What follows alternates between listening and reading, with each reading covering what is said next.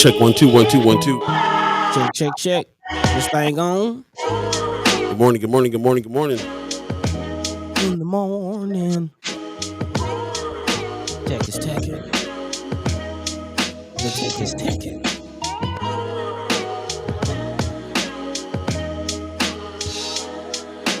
The Matrix got calls this time, y'all. First Sky Omaha Radio. First Sky Omaha in the morning. In the morning. Tech is teching this morning. Yes, it is. Folks coming on through already. Are y'all feeling the love supreme this morning?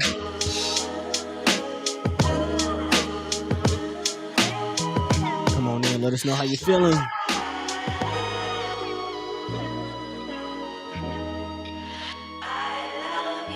Ha ha!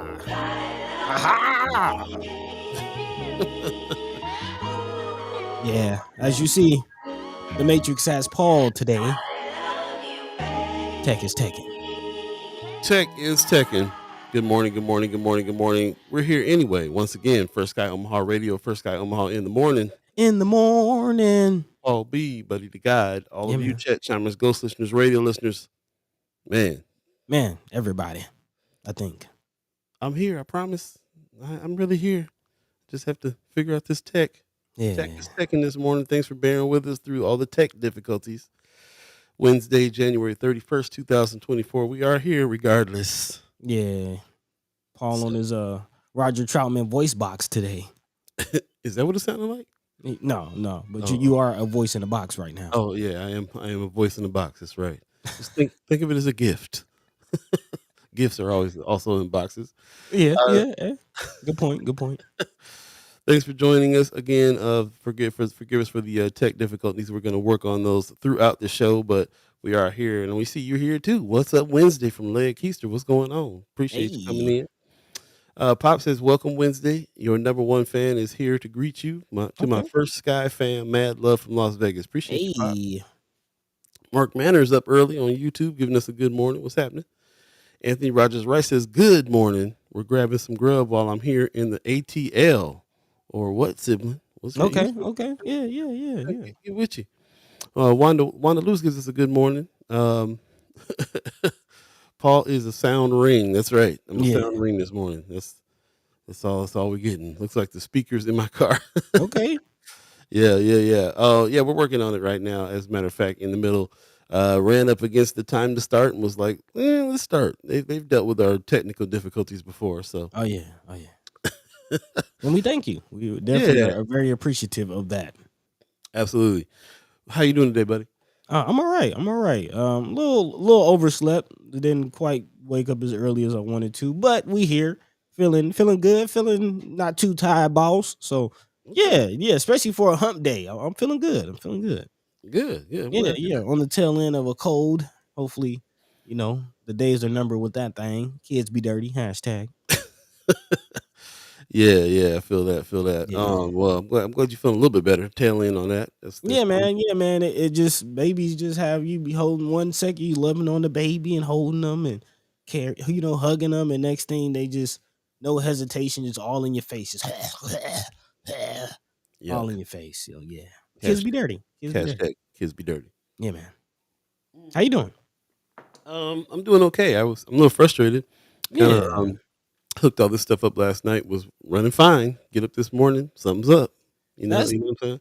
That'd be the most frustrating part, y'all. Like we swear we be trying to get ahead of the thing, set up stuff early, try to get things, leave things where they are, and then you power up and the tech, is just like hasta la vista, baby. Tech be teching. I actually was up late working on some stuff last night, and then and hooked it all up. Everything was running fine. Set it all up for this morning, so I wouldn't have to get up so early. But there's no getting away from getting up at 5 in the morning to work on this. And even when you do that, sometimes there's not enough time to get it all right. Still. Yeah, so it is what it is, man. Guillermo Pena says, good morning to you on YouTube. Do us a favor, share the show on your Facebook and your YouTube if you're so inclined, so we can get as many people in talking about the things we're going to talk about today. So more voices, the better. And tell a friend. That's how we grow around here. So Yeah, man. Appreciate you guys doing that. Like and subscribe if you're on YouTube and all that good stuff. Lots to talk about today. We're definitely going to be jumping in. It's all about, man. The legislative session is going off.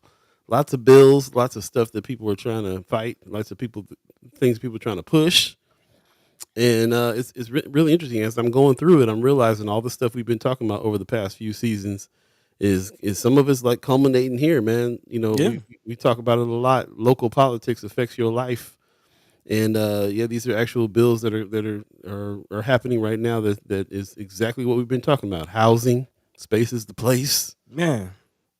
You know, All of that. yeah, man. So it's kind of a trip. I'm seeing it in real time, knowing that we'll be affected by what's going to go down this season. You know, by Man. next year at the soonest.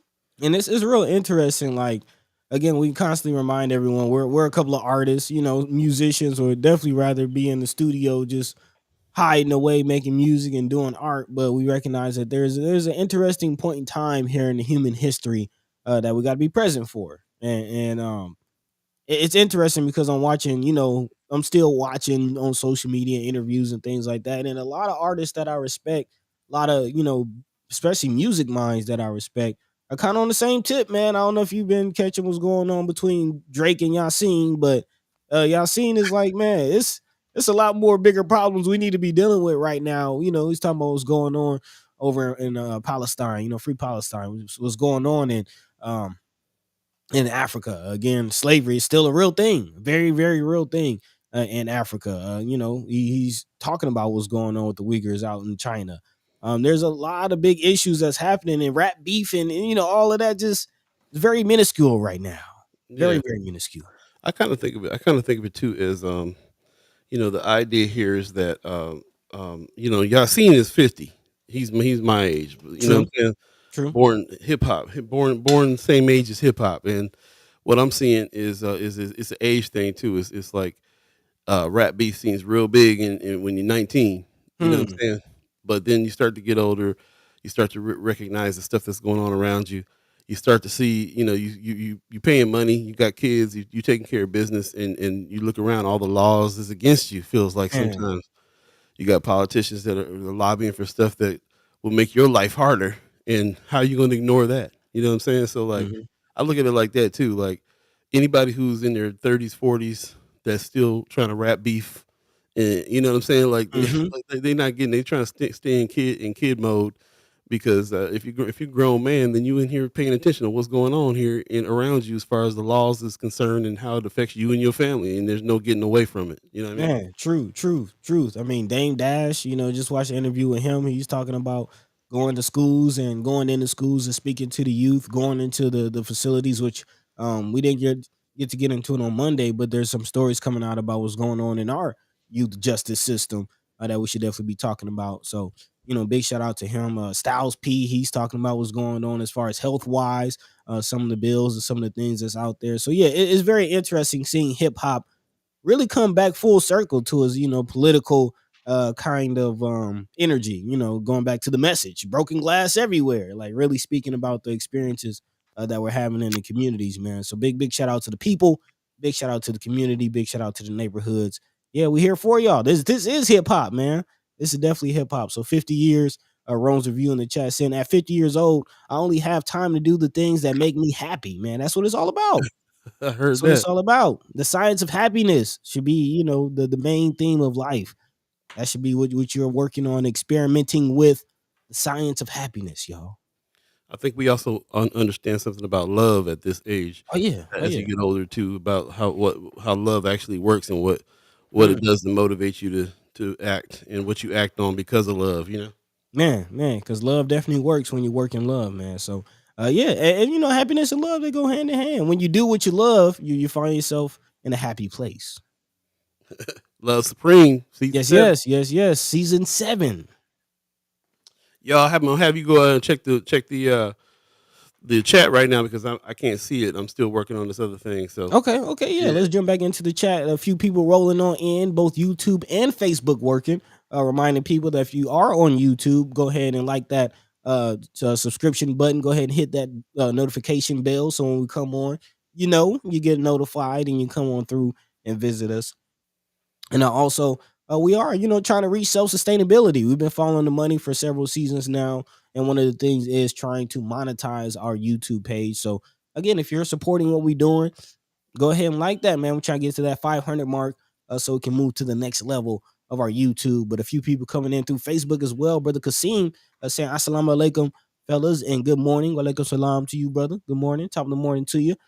Sue Kessler Hagen in the chat saying good morning. Top of the morning to you as well. Our brother Stephen Abraham coming through saying we made it through another rotation. Good morning, grand rising. Peace to you, brother. Let's see who else coming through. Michelle Moreno. Okay, they coming on through saying good morning. Mayor Sanchez in the chat. Every interaction I have with friends and family is a must. I leave with a smile. It could be the last time I see them. No hate in my heart. Man, that's the way to live.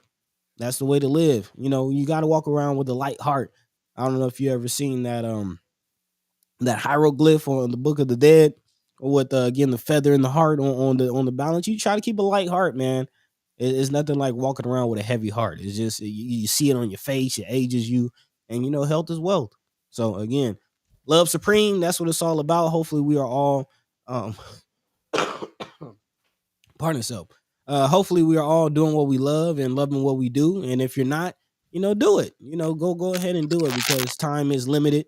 And and we don't got enough time on this earth to be doing things that we don't love, man, and not loving the things that we're doing. So yeah, that's kind of the spiel. Brother Stephen Abraham saying we follow old rules with new bodies. Ooh.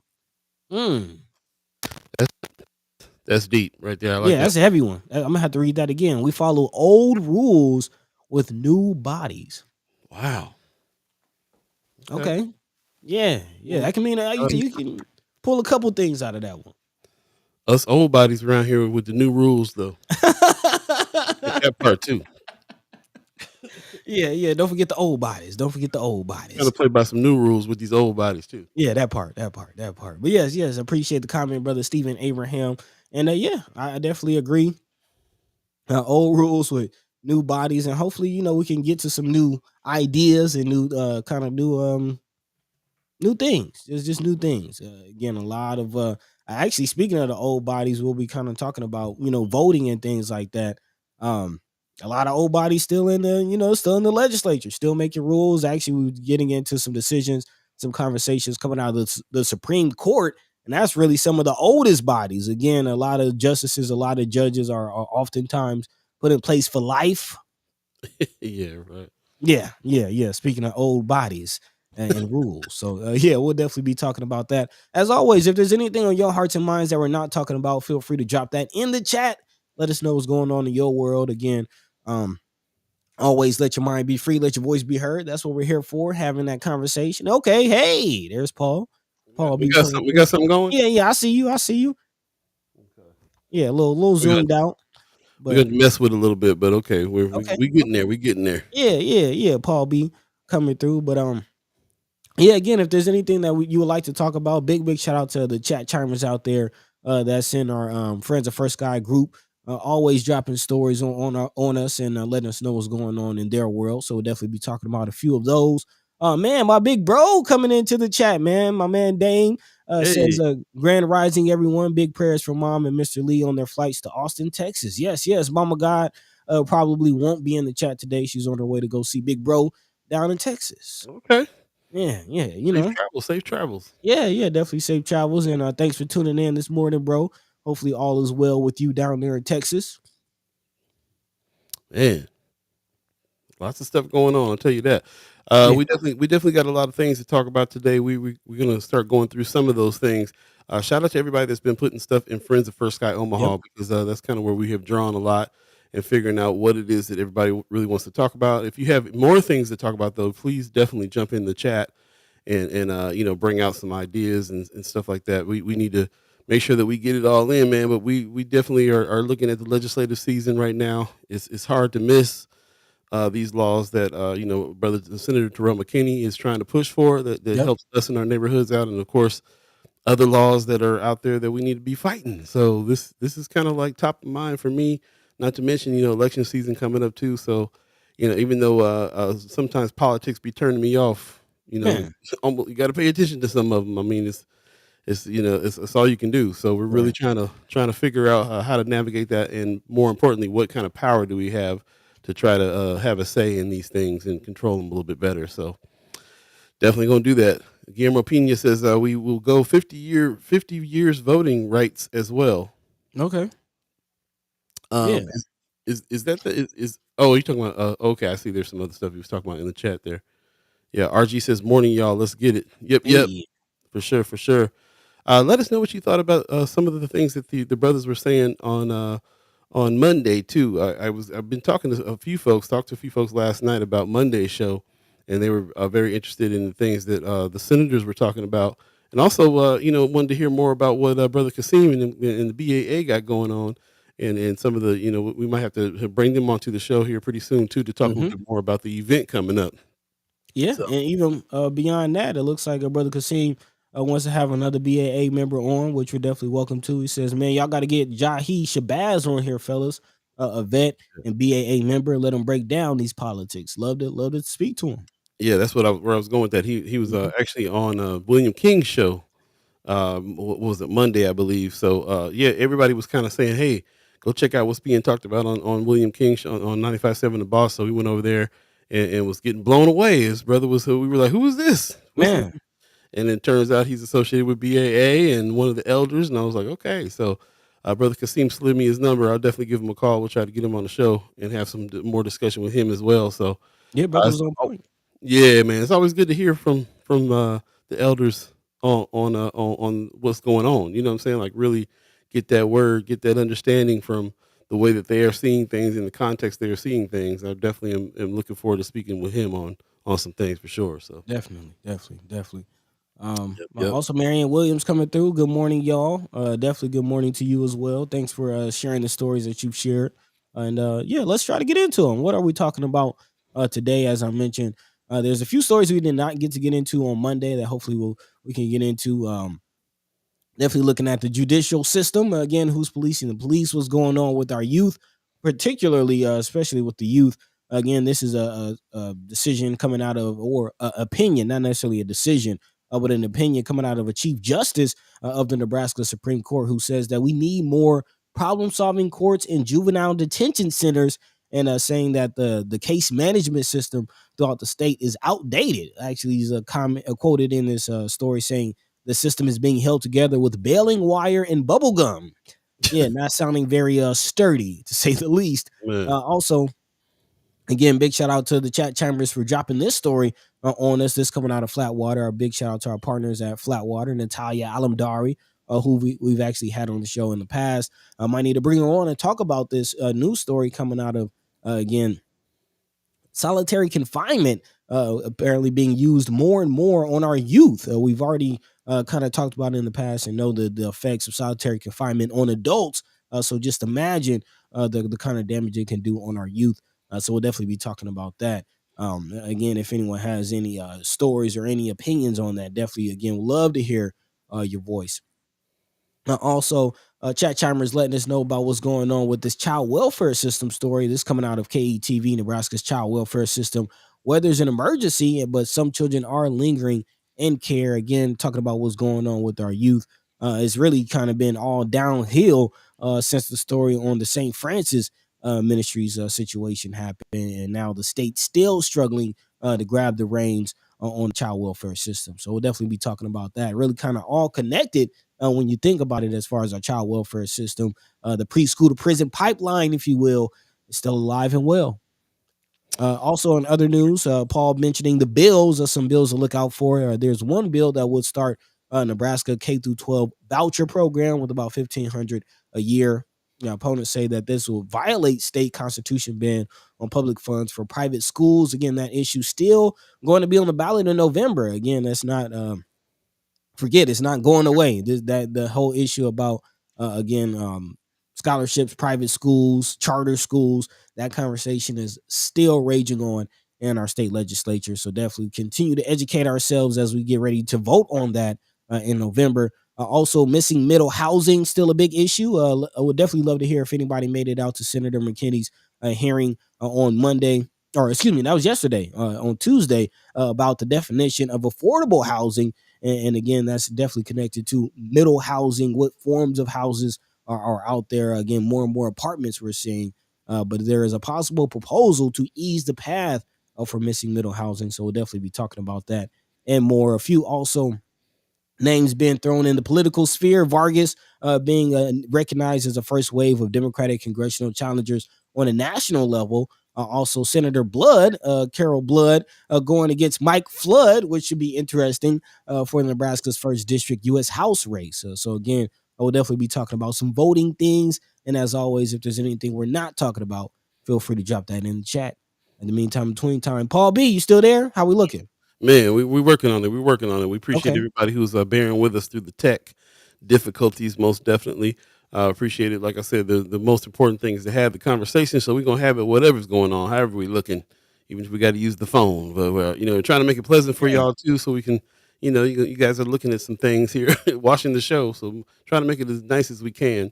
But again, conversation rules the nation. So that's what it's all about, man. Stephen Abraham is talking about that conversation we were saying that was on William King. Probably, I'm thinking that's what he's talking about. He says, I was listening to a conversation a few days ago about how negative and positive gatekeepers and how gatekeeping in a positive way helps preserve the good in our community. Do you feel positive gatekeepers should be called community activists? That's a deep Um. question. Very interesting question to consider. Okay. Mm, I do think that there's a such thing as positive gatekeepers. Like I'm here for the idea of positive gatekeepers. mm. You need people in the community to keep the community. I think that is a form of gatekeeping. As far as community activists, I don't know. Some people feel some certain ways about that activist term, and um, I don't know if I would call them activists. yeah. That's what I'm going. I don't know about that. I don't know, but they should be recognized. I mean, I think we should have, community gatekeepers that are keeping the positivity of the things that make the community thrive, the things that make the community the community. Yeah, we need mechanisms and processes to keep that in. Something's throwing me off about this though. I think it's the term gatekeeping, because to Okay. me, a gatekeeper is a negative. It has a negative connotation. Why would anybody need to Yeah. keep the gate? You know what I mean? Right. Maybe we're looking at more individuals that help preserve that have the connections that can help preserve like he says, the good in the community. Hmm.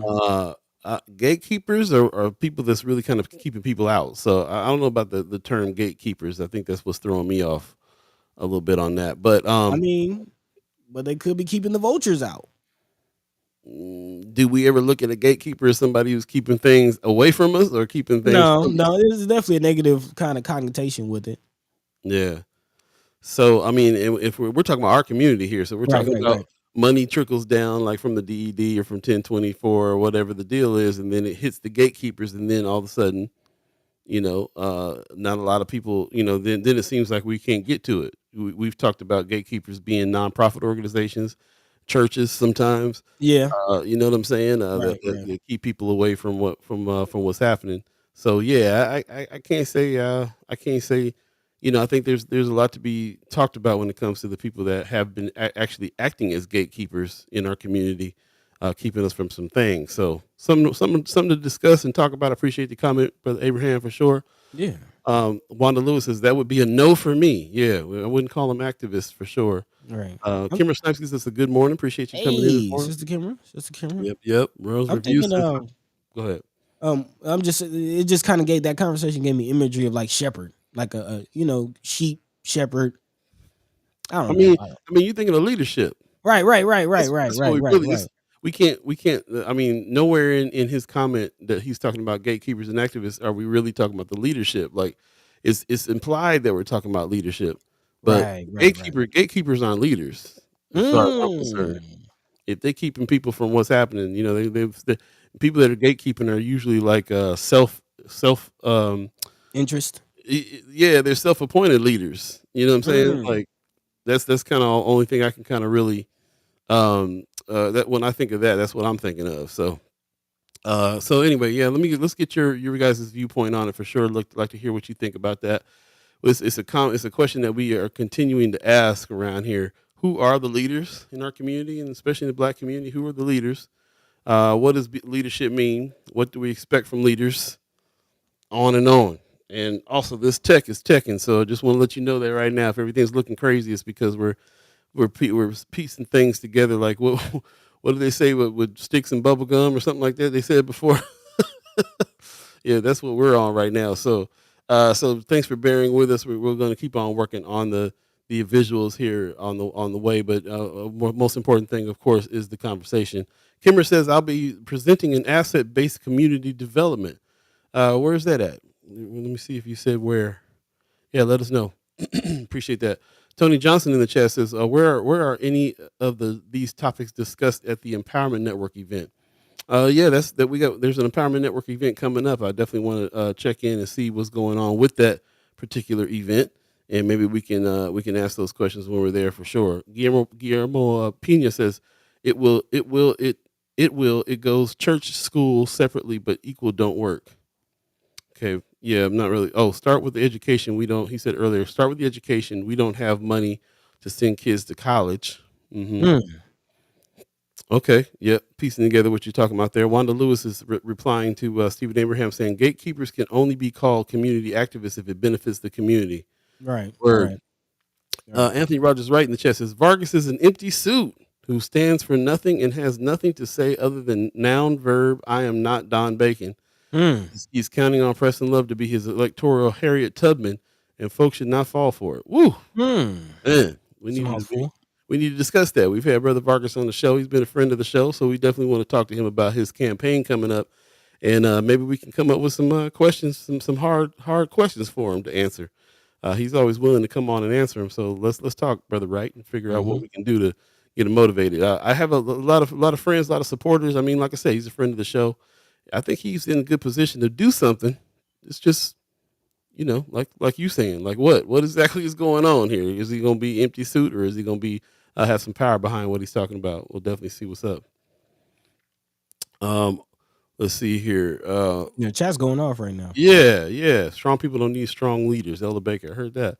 Okay. What's standing out to you in the chat, real quick? Um, I'm seeing what Brother Kasim is. I'm kind of wondering what video you're referring to. He says I'm the one made the video. Little more context on what you're talking about there, brother. I'm trying to go back and see if he said something earlier. Yeah, Yeah, that yeah. chat's Also, it seems like man, got a lot of thoughts were sparked with that gatekeeping comment. RG Mhm. saying gatekeeping isn't always a bad thing. Got to have some type of security, quote unquote. Right. Well, I mean, it depends on what side of the gate you on too. I mean, that's what Hmm. I'm thinking. Some security does help. Are we getting protected from that? Stephen Abraham says, I'm looking at it like, what do you call the ones that fight against the gatekeepers? I think how people identify the gatekeepers, we should identify the positive people. Yeah, definitely with that. Yeah. Definitely with that. Uh, Unfortunately, like it is a little bit of a you kind of got to fight the folks that are keeping you from stuff too. So there, yeah. Who what do we call the people that are fighting the gatekeepers that are against the gatekeepers? Good question. Kimmer's talking about today is Omaha 360 Collaborative Violence and Intervention Prevention Symposium. Okay, Okay. that's what's Okay. happening. That's today. I didn't realize that was today. Okay, Man, it kind of snuck up on us. A little further really down, she did. did say she'll be presenting on asset based community development. So again, Saturday. Okay, yeah. Okay, sounds good. We'll definitely keep up with you on that. Today is Omaha 360 Collaborative Violence. That's what they do. That's the weekly 360 meeting is what you're talking about, right? So they got you you're presenting some stuff. That's great. I love it. So it came up last minute and for me. Still going to participate. Cool. Marion Williams in the chat. Good morning. Says thanks to Gwen Easter for testifying on Senator McKinney's bill to define affordable housing. Shout out to Gwen Easter. That's what's up. That's what's really up. okay. He said gatekeepers video. Yeah, we saw your video. You Ah, went live. I don't know if you saw that, buddy, but he went. yeah. I was gonna say I think I missed that one. Yeah, brother Kasim went live and talked about gatekeepers and things. So that's what's up. Appreciate Okay. that.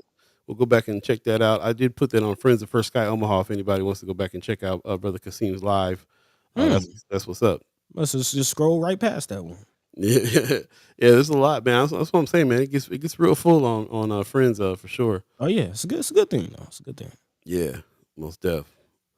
Anthony Rogers Rice says y'all need to watch Cap Q's unapologetic power and truth telling stat. Okay. Cameron, Kimber says it's is the difference between a gatekeeper and a gate protector. That's more what I'm thinking of. A gate protector is Mm-hmm. kind of a different connotation there. Regulators, mount up. There you go. Tony Johnson said, Yeah. "Who's fighting the gatekeepers? Going off doing your own thing is not fighting them directly." Good, Mm. great comment. Great comment. Great comment. That's a epidemic with Omaha, man. We get mad and go off and do this, and now you got two entities spinning their wheels, doing the same instead of combining and being more powerful. Everybody breaks off, get mad, breaks off, tries to do their own thing, and there needs to be some. I feel like there's some should be some more solidarity around uh, Mm-hmm. understanding what's going on with that. If you're gonna fight the gatekeepers, like get with other people that feel the same way, and going off doing your own thing is not fighting them directly. Exactly, very true. Brother Mayor Sanchez says, with Senator Vargas being a friend to the show and knowing First Sky is the voice in the community, he should be asking to come on. I'm sure him and other friends asked to be on the other shows. Yeah, Mm. I spoke to him out and about. We talked about him coming on the show for sure. We just haven't scheduled it yet, but he's always down to come through. So I love the idea though of challenging him with some tough questions, some hard questions. So love to get with you, brother, right, and prepare some questions and stuff like that for Senator Vargas to come on and see where I've heard it before. I've heard several other people say that too. Has he been an ally in the legislature? What's really going on? I heard his name a lot before, stopped hearing it, Mm-hmm. and then really stopped hearing it again during election season, of course, because he runs a strong campaign, got a lot of money behind him, and for him to be going up against somebody like Don Bacon, you got to have it. Oh yeah. Oh yeah. Don Bacon is always very vocal and in the news. So, it's interesting to hear where Brother Vargas stands on some things too. If he should be in the news too, talking about what he's standing for and all that. So we definitely need to do that. Definitely need to have him on talk. Um, Anthony Rogers Wright says we need to stop using the term affordable housing. It's BS and will never be defined. Instead, we need to start calling for what we actually want, which is low income housing. Low income is already defined. There you go. There you go. Actually, let's go ahead and use that and pivot into one of the stories that we have lined up because there was there is conversation in the legislature about that right now. Big shout out to Senator McKinney. Put some respect on his name about trying to define affordable housing. And quite honestly, I think that move is kind of a backhanded move in a way. Like I Mm, kind of feel that Senator McKinney is trying to paint, push certain individuals in the corner, knowing that you really can't define affordable housing. So again, pushing to get a definition, kind of, with the same situation that we've seen with in education. Oh, I'm drawing a blank on the term. They try to say that they were teaching it in schools, especially elementary schools, but we all found out it was just talk something about that was taught. CRT, Yes, thank you. critical CRT. race, critical race theory. Exactly. Yeah, it was a non thing. Right. So, It's the boogeyman. The yeah, boogeyman. It's just another hot topic term. CRT, affordable housing. All these things are hot topic terms, and what are they really? What are we really talking about?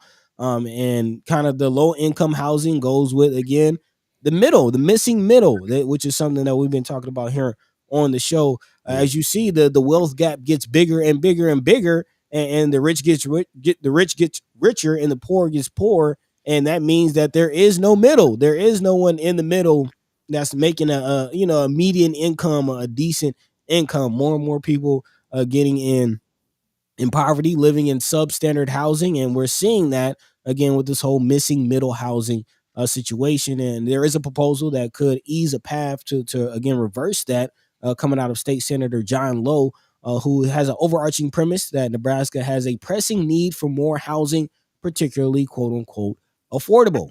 Battle lines have been drawn, and when it comes to specifics of two of Lowe's proposals aimed at ramping up the number of missing middle housing, duplexes, and accessory dwelling units across the state. Critics told the legislature's Urban Affairs Committee they had a problem with the proposal stripping certain zoning and regulation powers from local governments. Quote, Eric Ungland of the Omaha Planning Department said this is a zoning matter best suited to be addressed at the local level. A wrangling over LB 1165 and 1166 went on for actually more than 2 hours at the legislative hearing, just to show you how polarizing this whole conversation about housing can be. Under LB 1165, cities of the metropolitan primary and first class could not have zoning regulations on two dwelling units, that are more restrictive than those for single family homes. Also, LB 1166 calls for municipalities to adopt zoning regulations that allows at least one accessory dwelling unit on a lot that contains a single family dwelling. ADUs are, of course, are second smaller homes on the same property as a primary house. So we kind of talked about a lot of people who are caretaking for their elderly family members, aunts, uncles, mom and dad that may be dealing with some health issues, rather than putting them in the back room, or putting them in some basement, or in some home. Maybe an ADU could be a very, very valuable and reasonable solution to those types of situations. They're sometimes called granny flats or in-law suites, or even a garage conversion. If you've seen that, some people convert the top level, or even the entirety of a garage into an apartment. Again, that's not quite possible right now in Omaha, but again, LB 1166 could go toward that. Um, Low, who is of Kearney, said his proposal would eliminate the need for a related local public hearing, variance, conditional use permit, or special exemption of zoning requirements beyond beyond the determination that the land meets applicable zoning requirements.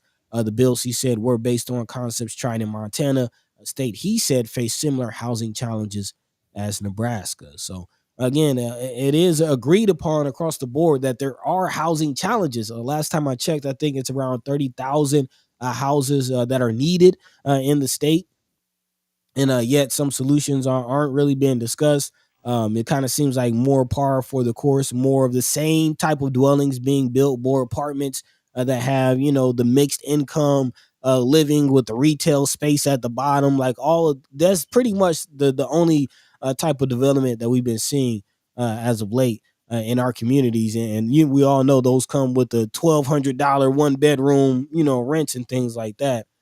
So again, missing middle a real issue. We would definitely would like to see more duplexes, as Marianne, or excuse me, that woman saying. I love to see more duplexes being built. Definitely agree. If you remember, you kind of seen the hotel, the hospital turn into an apartment building. Once I saw that, I knew like, oh yeah, it's kind of downhill from here. Yeah. So, sorry about that, No, folks. you good, Checking. Yeah, I definitely feel that way too, man. That was I haven't been in there, but I know that those hmm apartments were super expensive. On top of that, man. the ones that they replaced the hospital with. So yeah, it's tough all the way around. I don't know if you jumped into the chat here. I thought I did see.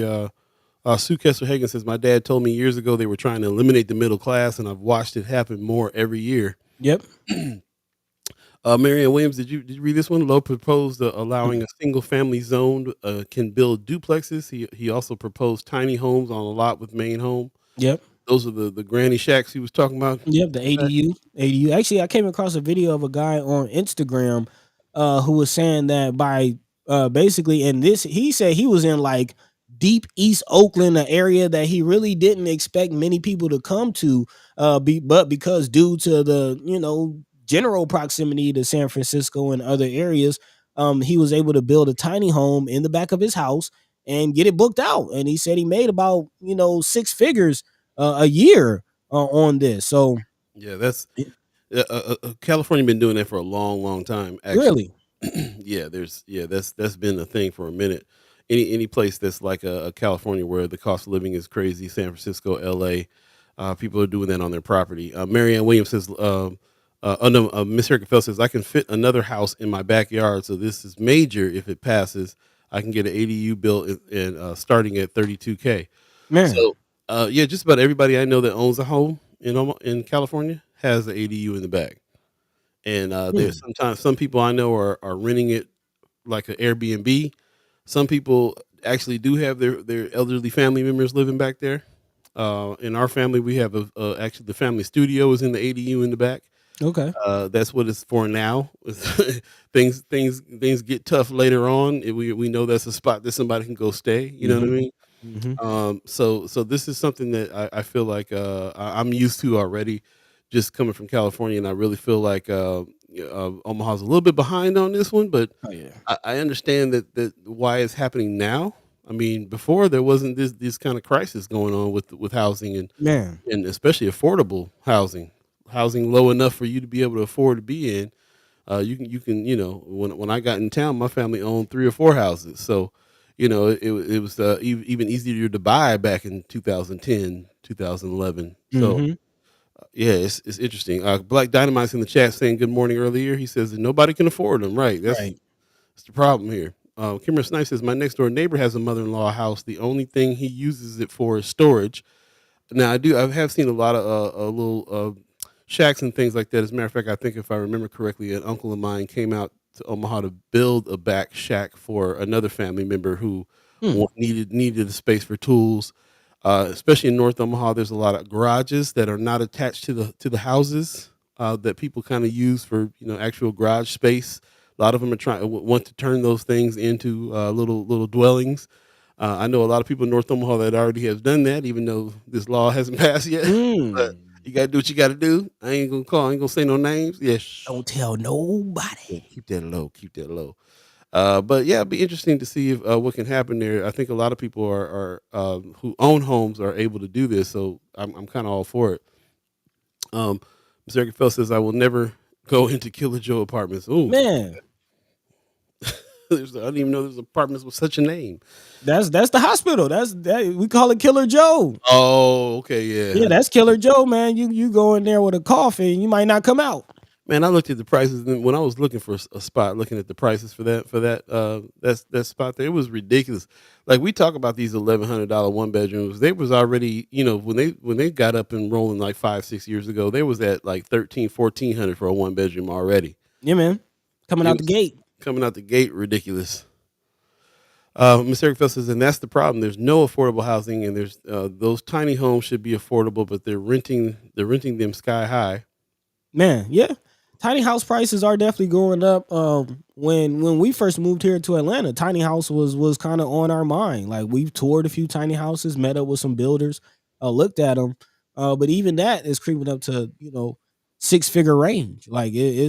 it can still get pricey. And then of course you got to find the land. I mean, it's still a I've, ne- situation. I've never been attracted to the tiny house situation at all. Really? I'm gonna live in a tiny house. I'm gonna live in an apartment. Why have a whole house you gotta still maintain? That's the same 700 square feet as your one bedroom apartment. You know what I'm saying? Yeah. I just for me, but but like I said, and also I think Miss Erica Feld was talking about like in California, the rent sometimes sky high. Ain't nowhere near the regular rent. I tell you, there's the place of friends of mine that I stay with in LA when I go back and hang out there, and they live in a pretty upscale neighborhood, equestrian neighborhood. As a matter of fact, big houses, and everybody has like a tiny house in the back, Mm-hmm. decent sized tiny houses in the back, But this is a trend. These are people that are pretty much considered rich, that have sons and daughters that are in their 30s and 40s, that are lawyers and doctors, and they Themselves. and they stay in the houses in the back of the house, in the back of the big Mm. house. Like that, like LA rents are so crazy that it's like a regular. You're paying like a regular rent when you do something like that. I even have a friend whose family spent 40 about $45,000 building a house in the back because he was having so much trouble just like affording to live out there. Mm. So it's a big trend, and it can really alleviate a lot. It can really alleviate a lot. That is if we have more home ownership in our neighborhoods in North That Omaha. part, that part. And what are those homeowners going to use it for? Is it a money grab, or is it going to be to address the situation? I'm saying with Miss Erica felt that woman in the chat saying she says too many use them for Airbnb while local citizens go homeless. Yeah, Great point. Great point. She says, my fear is that this will pass because of lobbying from Airbnb folks. It will still not address the housing shortage. Again, about 30,000 houses reportedly needed to fix this housing shortage. But yeah, will this go towards that? We'll have to see. yeah. And you know what? We have another friend. a friend for Sky Omaha, Amy H. Dot, we call her. Yeah. Her business is she's project manager for a lot of construction businesses, and she's telling me that the cost of building is so high it Mm. doesn't even make any more sense. So we can talk about. I mean, can you get a little backyard shack for 40 grand anymore? Because cost of cost of wood and materials might put you way up. You know, it might not be affordable for everybody to do that anyway. Is what I'm saying.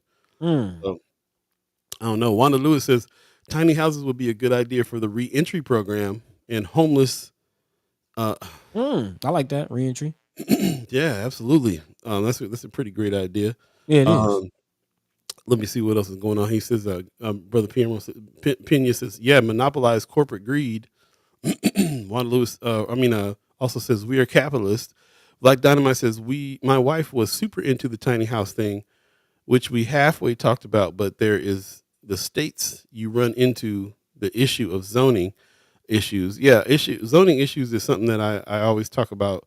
It has been a problem around here too. I remember having heated conversations with Manny about town, who used to work for the planning department, about zoning and about some of the purposes of zoning, some of the purposes of why why you decide to zone a situation a certain way, what you're pushing for. Are you pushing for people to move in to Hmm. the area? Are you pushing for people to do business first in the area, and then the desire to move into that area will come if the houses are there? It's tough thing to work out, and I think that's another way that Omaha is needs to catch up a little bit on revitalizing those zoning laws, having more work live spaces, Mm. uh, having different ideas than just kind of the Zarbin Village scenario or the apartment complex. There needs to be more stuff built. I like the duplex idea, so on and so forth. Hmm. A lot of these empty lots that land bank has. There you go. Anthony Rogers Rice says Airbnb is so corrupt. Omaha needs to follow the lead of New York City and charge a massive vacancy tax for folks who are using their homes primarily for Airbnb. Mm. Is that a problem in Omaha though? I don't know if that's a Um. problem in Omaha yet. Is Airbnb being abused? Are we not finding housing for the people that need it because Airbnb is so prevalent? I'm not sure. Yeah, I don't think it's to the level of New York. Like New York. There's like buildings, whole skyscraper complex buildings that are like 80% vacant, and because those are properties being used for Airbnb, and when nobody's booking them, they're just sitting there. I mean, there's many skyscraping, condos that are like that Well, in New York. it's a city. It's a city that people go to. They got a lot of traffic for people that want to be in New York, for whatever reason. So yeah, I can understand why it's a huge thing in New York and San Francisco. Mm. Is it people still hit the hotels when they come out here to Nebraska though? Is it a huge thing for people to hit Airbnbs in Nebraska? I'm not sure. Yeah. People do, like, there are Airbnbs. People do use them for parties and Saying though, is it a problem? weddings. Is it a problem where we Yeah. can't find housing for people because of the Airbnb problem, like New York? You know what I'm saying? Right. Yeah. I don't. I'm just not sure. I mean, I don't have the data on it, so I'm asking. I'm just not sure. I Doesn't don't seem think like it. so, but speculation. Stephen Abraham says tiny homes still present an ownership opportunity.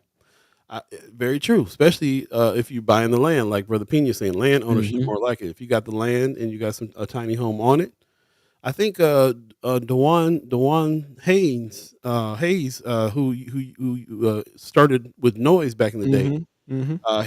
he was in on a journey with the land bank to find some land and find out what kind of tiny home he can build on that land. I don't know where that left off. That was kind of last time we talked to him. That's what he was working on. But I can see that he was trying to find the most affordable situation he could, buying bank land, which is supposed to be really cheap in the first place, and then building a tiny home, which might be cheap, and using alternative materials and stuff like that to try to just like get something on that land. And that was making sense to me on somebody who needed to fight for that, because you're right, it is an opportunity to have some home ownership, some land ownership in North Omaha, especially. So we'll see. Yeah. Actually, according it's funny, the home ownership issue is coming up because actually, according to this article, some opponents are saying that this could actually be a detriment to people who already own homes in the area.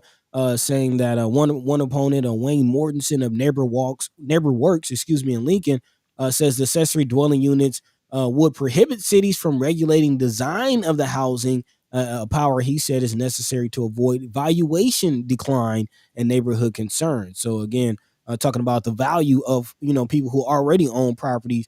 I guess some people are saying that these could somehow lessen the value. Another opponent is saying the quickest way to give ADUs a bad name is to have it stick out like a sore thumb in an existing neighborhood. So I guess some people are saying that it can actually be a detriment to again properties that are already owned in the area. Yeah, I don't know. Yeah, you know, not That sound, buying it. sound like some haters that just don't want. They can't have it. If I can't have a tiny home, neither can you.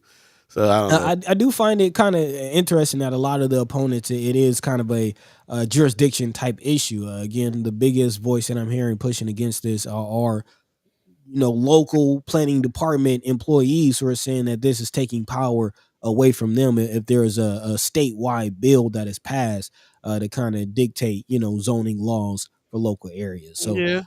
yeah, it's going to be a fight. It's going to be a fight, but it sounds like people are for it. Hmm. Like I say, and I'm sure there'll be a lot of people against it, people for it, but I feel a little bit like there should be a fight with the planning department a little bit.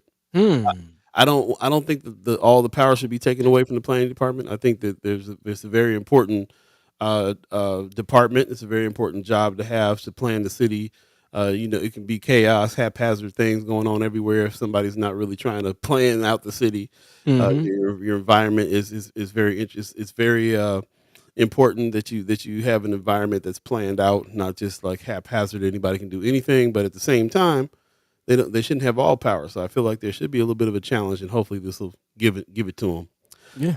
I like what Brother Kasim is saying in the chat. He said we've begun to look at the developments plan for our land. Of course, housing is included in that, plus a building for suits and suites and local business black businesses. Mm. I can't speak too much due to being silenced by my brothers, but just know that we are on the way, bro. We kind of already assumed a little bit that that when the BAA purchased 8 acres, you guys were going to start addressing some of the things that are needed in our community, and housing being one of them, and so on and Mhm. so forth. I know that we never got word that that was happening, but I figured that you guys were probably working on planning that, because I think the BAA, the Black Agenda Alliance in general, are all about saying, hey, let's address these needs head on, boots to the roots with our community. And I can't imagine that you guys haven't had any discussions about housing and stuff like that as well. So shout out, and I can't wait to hear more about that when it comes up. Yeah. It'll be great. That kind of reminds me also, back at the Malcolm X Memorial, days when we used to look at the plans, and it's always been in the plans to have housing around that area as well. Again, the Adams Park Malcolm X Memorial Foundation area. But I do, not necessarily worry, but just wonder how planning plays a role in all of that. Right. There's a kind of conversation about whether 24th is that a commercial area, is that a historic area, like how is that being zoned, and how does that dictate the future of that area. So should definitely be paying attention more so to what local local zoning departments are doing, what they're saying, what they're chiming up about, why they're chiming up, and about what they're chiming up about. So yeah, this is definitely something I anticipate to pay more attention to. There you go. Miss Erica Feld is paying attention to the Airbnb situation. She said Yeah. there it's getting there. A large amount of the units downtown Old Market are Airbnb. Didn't know that. Yes. Mark Yes. Mark Manor says I live in apartments because I don't want to spend time maintaining a house. That me and you on the same boat, bro. Man. The whole the whole do what Hard makes you work. happy thing, right? Says I'm mowing and mowing lawns is not it. Even my tiny house, tiny lawn, bro. You gonna have the carpet grass out there. Hey, he said exactly what I'm thinking, bro. I don't want to mow no lawns, even if it's a tiny lawn. I don't care.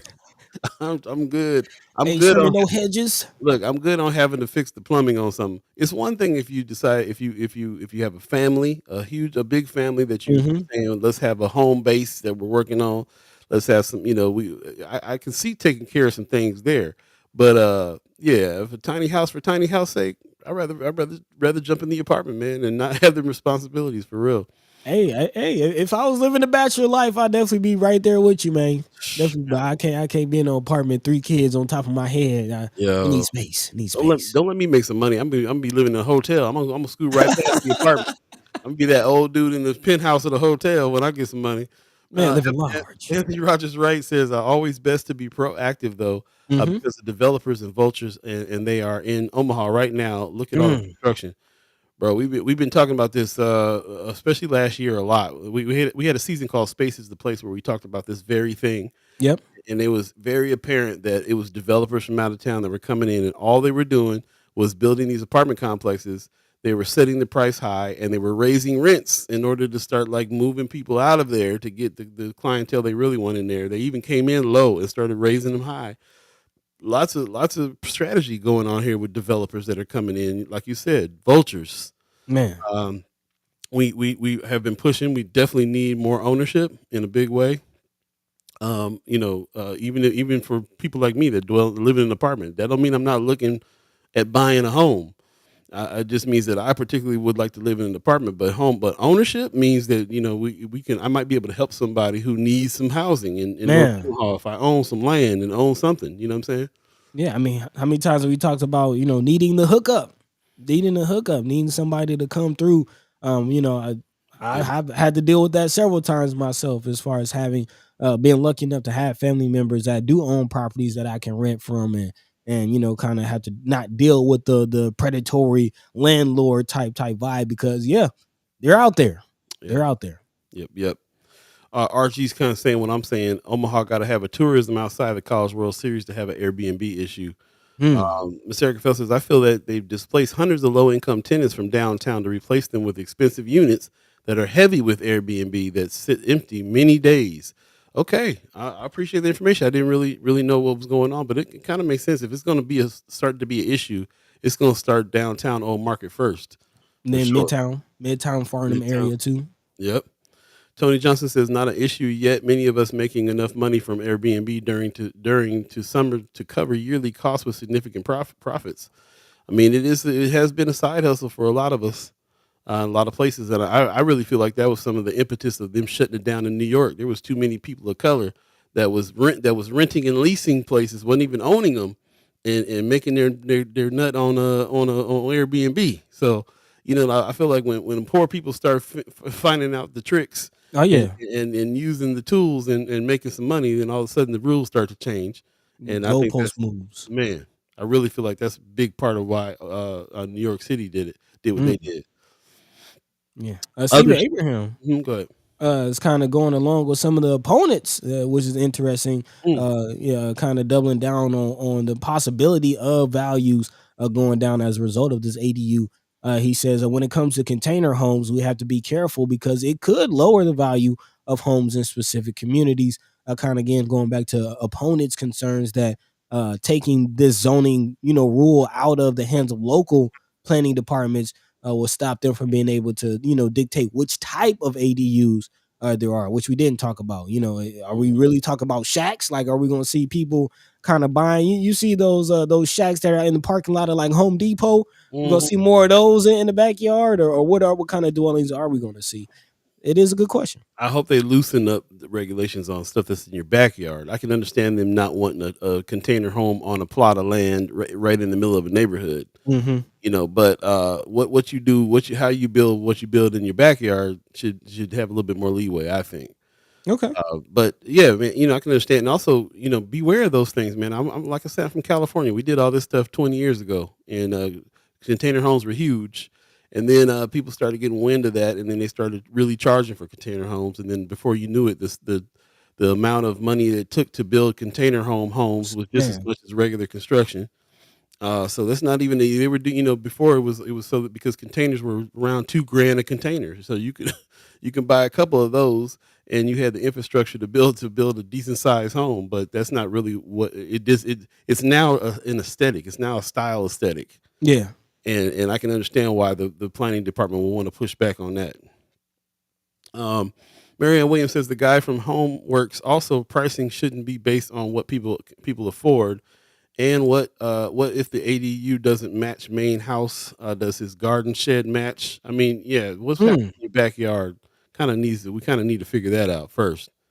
What we're gonna do right now, though, it is 8:01. We're well Mhm. into this. We're now into the second hour of First Sky Omaha in the morning.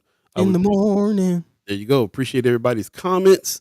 Appreciate everybody's participation on this. This is definitely a hot topic. The chat's going off. We Oh can't keep yeah. up with everybody's uh, uh, uh, vocal your comments here. So we're going to do our best to keep up with your comments.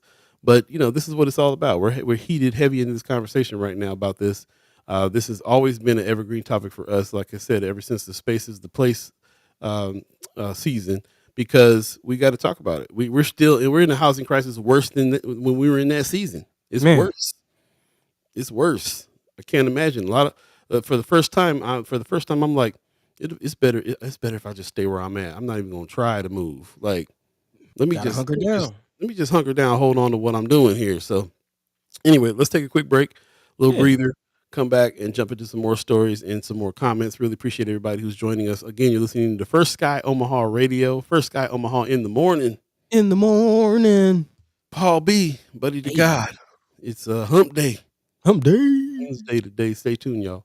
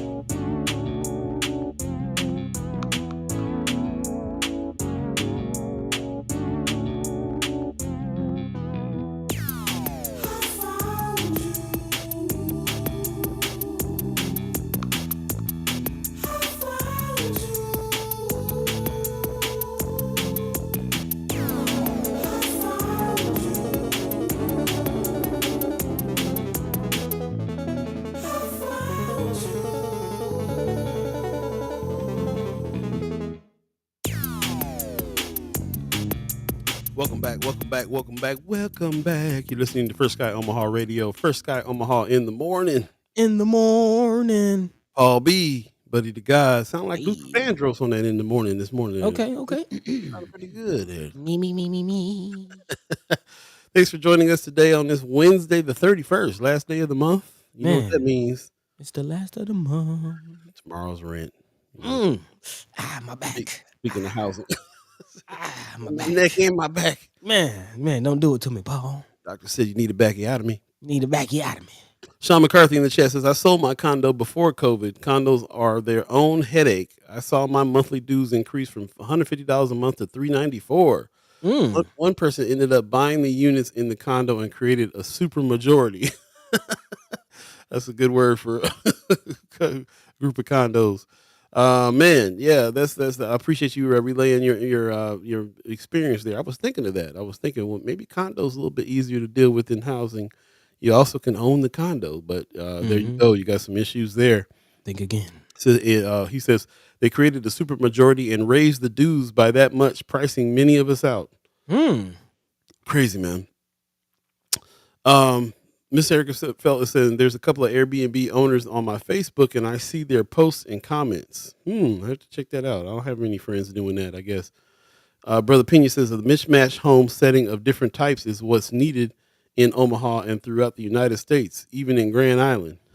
A mismatched home setting of different types. Okay, Yeah. keep it interesting. Yeah, that's kind of what the missing middle is discussing. You need single family dwellings, duplexes, quadplexes, those types of to make up a community.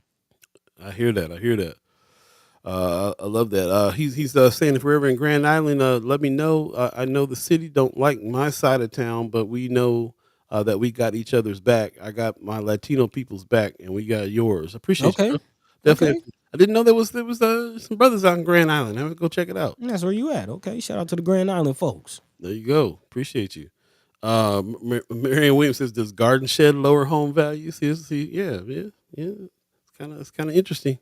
Double, not exactly fair. Sometimes we can do a lot in the backyard. And now we talking about housing people, and now it's an issue. Yeah. Tony Johnson says, but look at who typically show up to meetings complaining about housing. Many developers begging for TIF and financial support. Yep, yep. We could definitely use more support going and also speaking out against that and being a part of that. What's happening in our neighborhoods? You know, we're demanding that they involve us and hear our voices, but we also got to bring the voices. So that's for sure. Marlon Harrison said, "Good morning." He says, "I saw a guy on Facebook bragging about living in a storage unit. Saw that. Sadly, because he went viral, he got kicked out, and now he's looking for a place. Yeah, yeah, I saw that.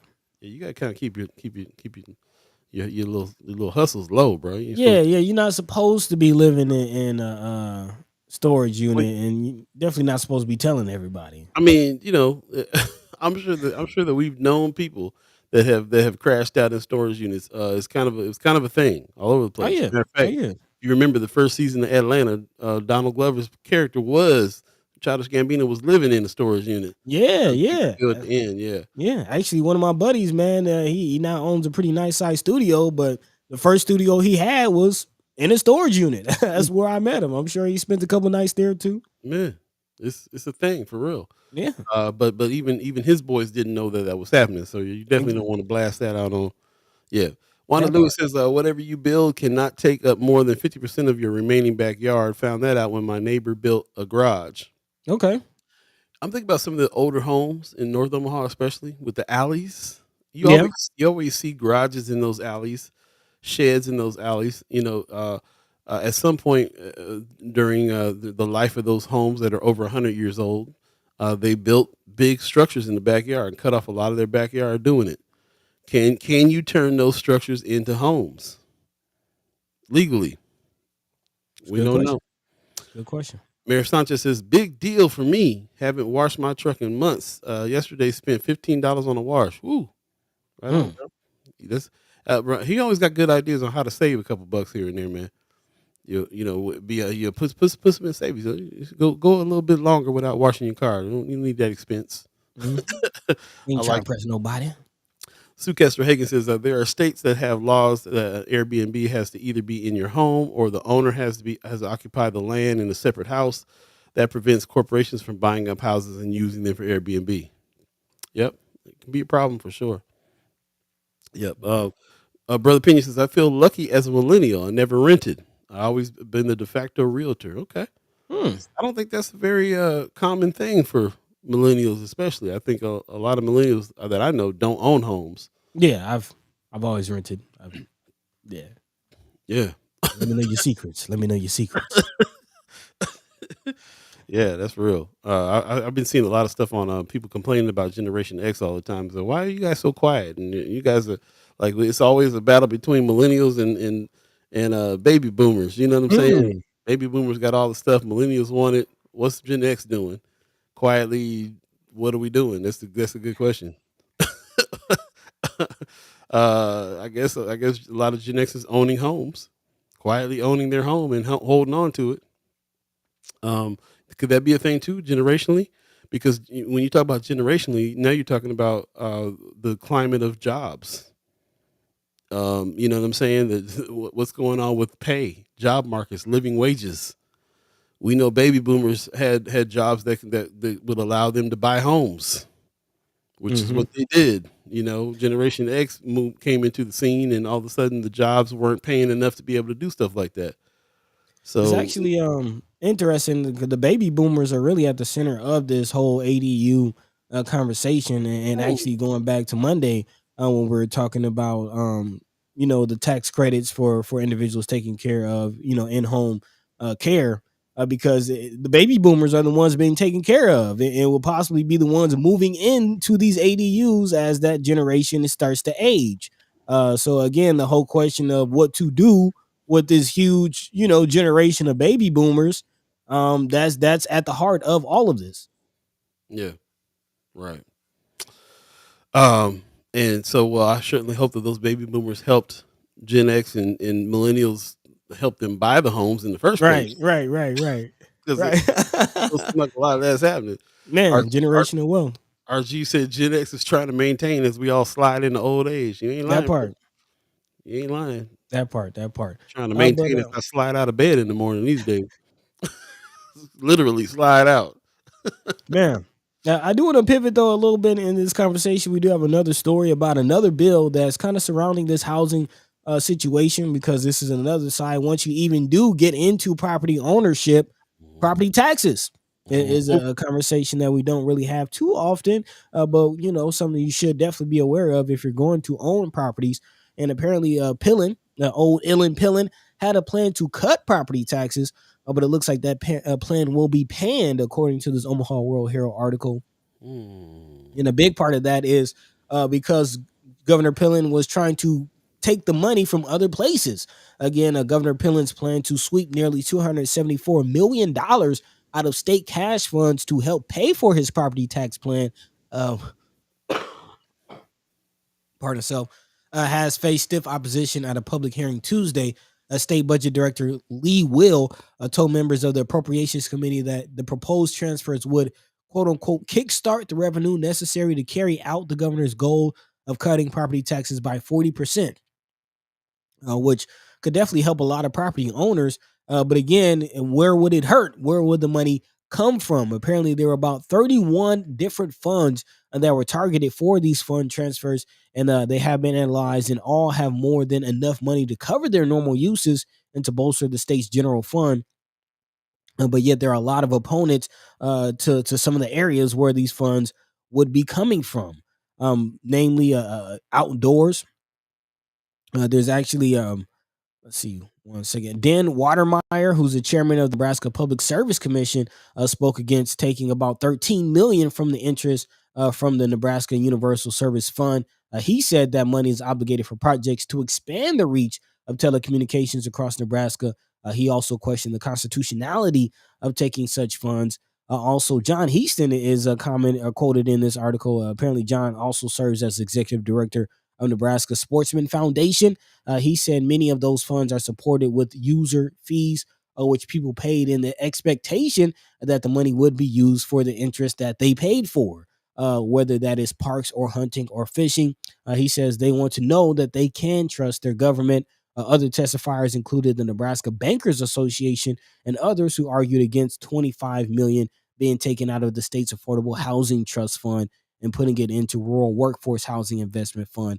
Secretary of State Bob Ebden objected to transfers from the state records management cash fund as well, and the Secretary of State cash fund. So again, the issue of property taxes are still being debated, still being fought for in the legislature. Again, it's kind of a catch-22, because you don't want to take funds from agencies that might already be struggling, or just might be trying to expand their services.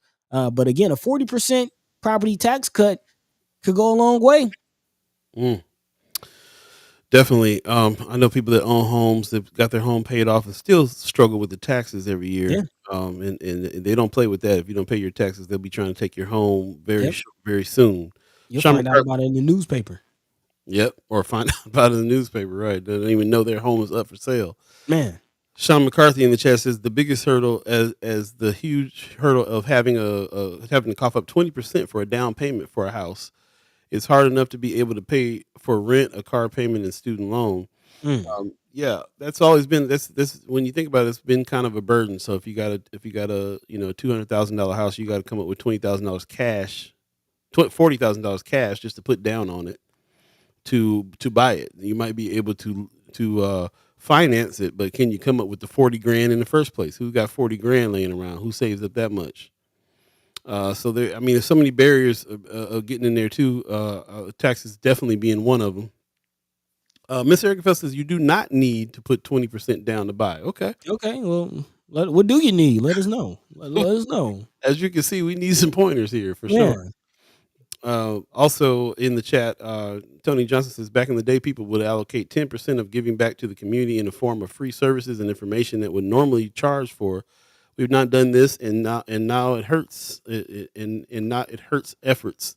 Mm. I like that. I've been thinking about something like that. I've been thinking about like our own tax, our Communal own tithing. community, right? That we can vote on where we want that to go.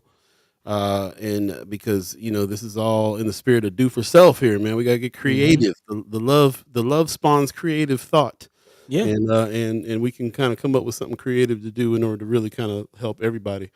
But with this particular issue, and as you can see, we got people in the chat already kind of talking about different angles that they're looking at. Brother Kasim talking about the land that they bought. We've been trying to be in touch with Land Bank and find out what they got going on all the time. We've been kind of trying to keep track of what's going on with developers that come in and do things.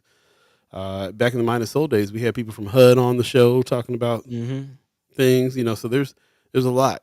Um, Miss Erica Fell says you need a low debt to income ratio. Pay down your debt. That's how you can. That's how Mm. you don't have to put 20% down on a home. Okay. So that's something that's really heavy too. We know that we don't talk about that much. We talked about a little bit during the Follow the Money season, but the debt game is something that is a tough thing to play with too, especially in our community. They don't really get any education on debt and go into debt and have and credit score situations and all that. And now, of course, when you go to get apartments, they look at your credit score. When you go to get jobs, sometimes they look at your credit score. So like there's a lot of things that are being being left out of the game over the credit issue even. And as you can see, if you're trying to get into a home and you got high debt, then you have to pay a higher rate of first, the whole get into the home in the first place. Hmm. Even Yeah. apartment, man, is tough. Apartment, same thing. Yeah. First, last, and security deposit in it to get in the apartment can be sometimes out of people's reach just because of that. Definitely. Definitely. Definitely having to pay 3, 4 times the rent at once. There you go. RG is saying it.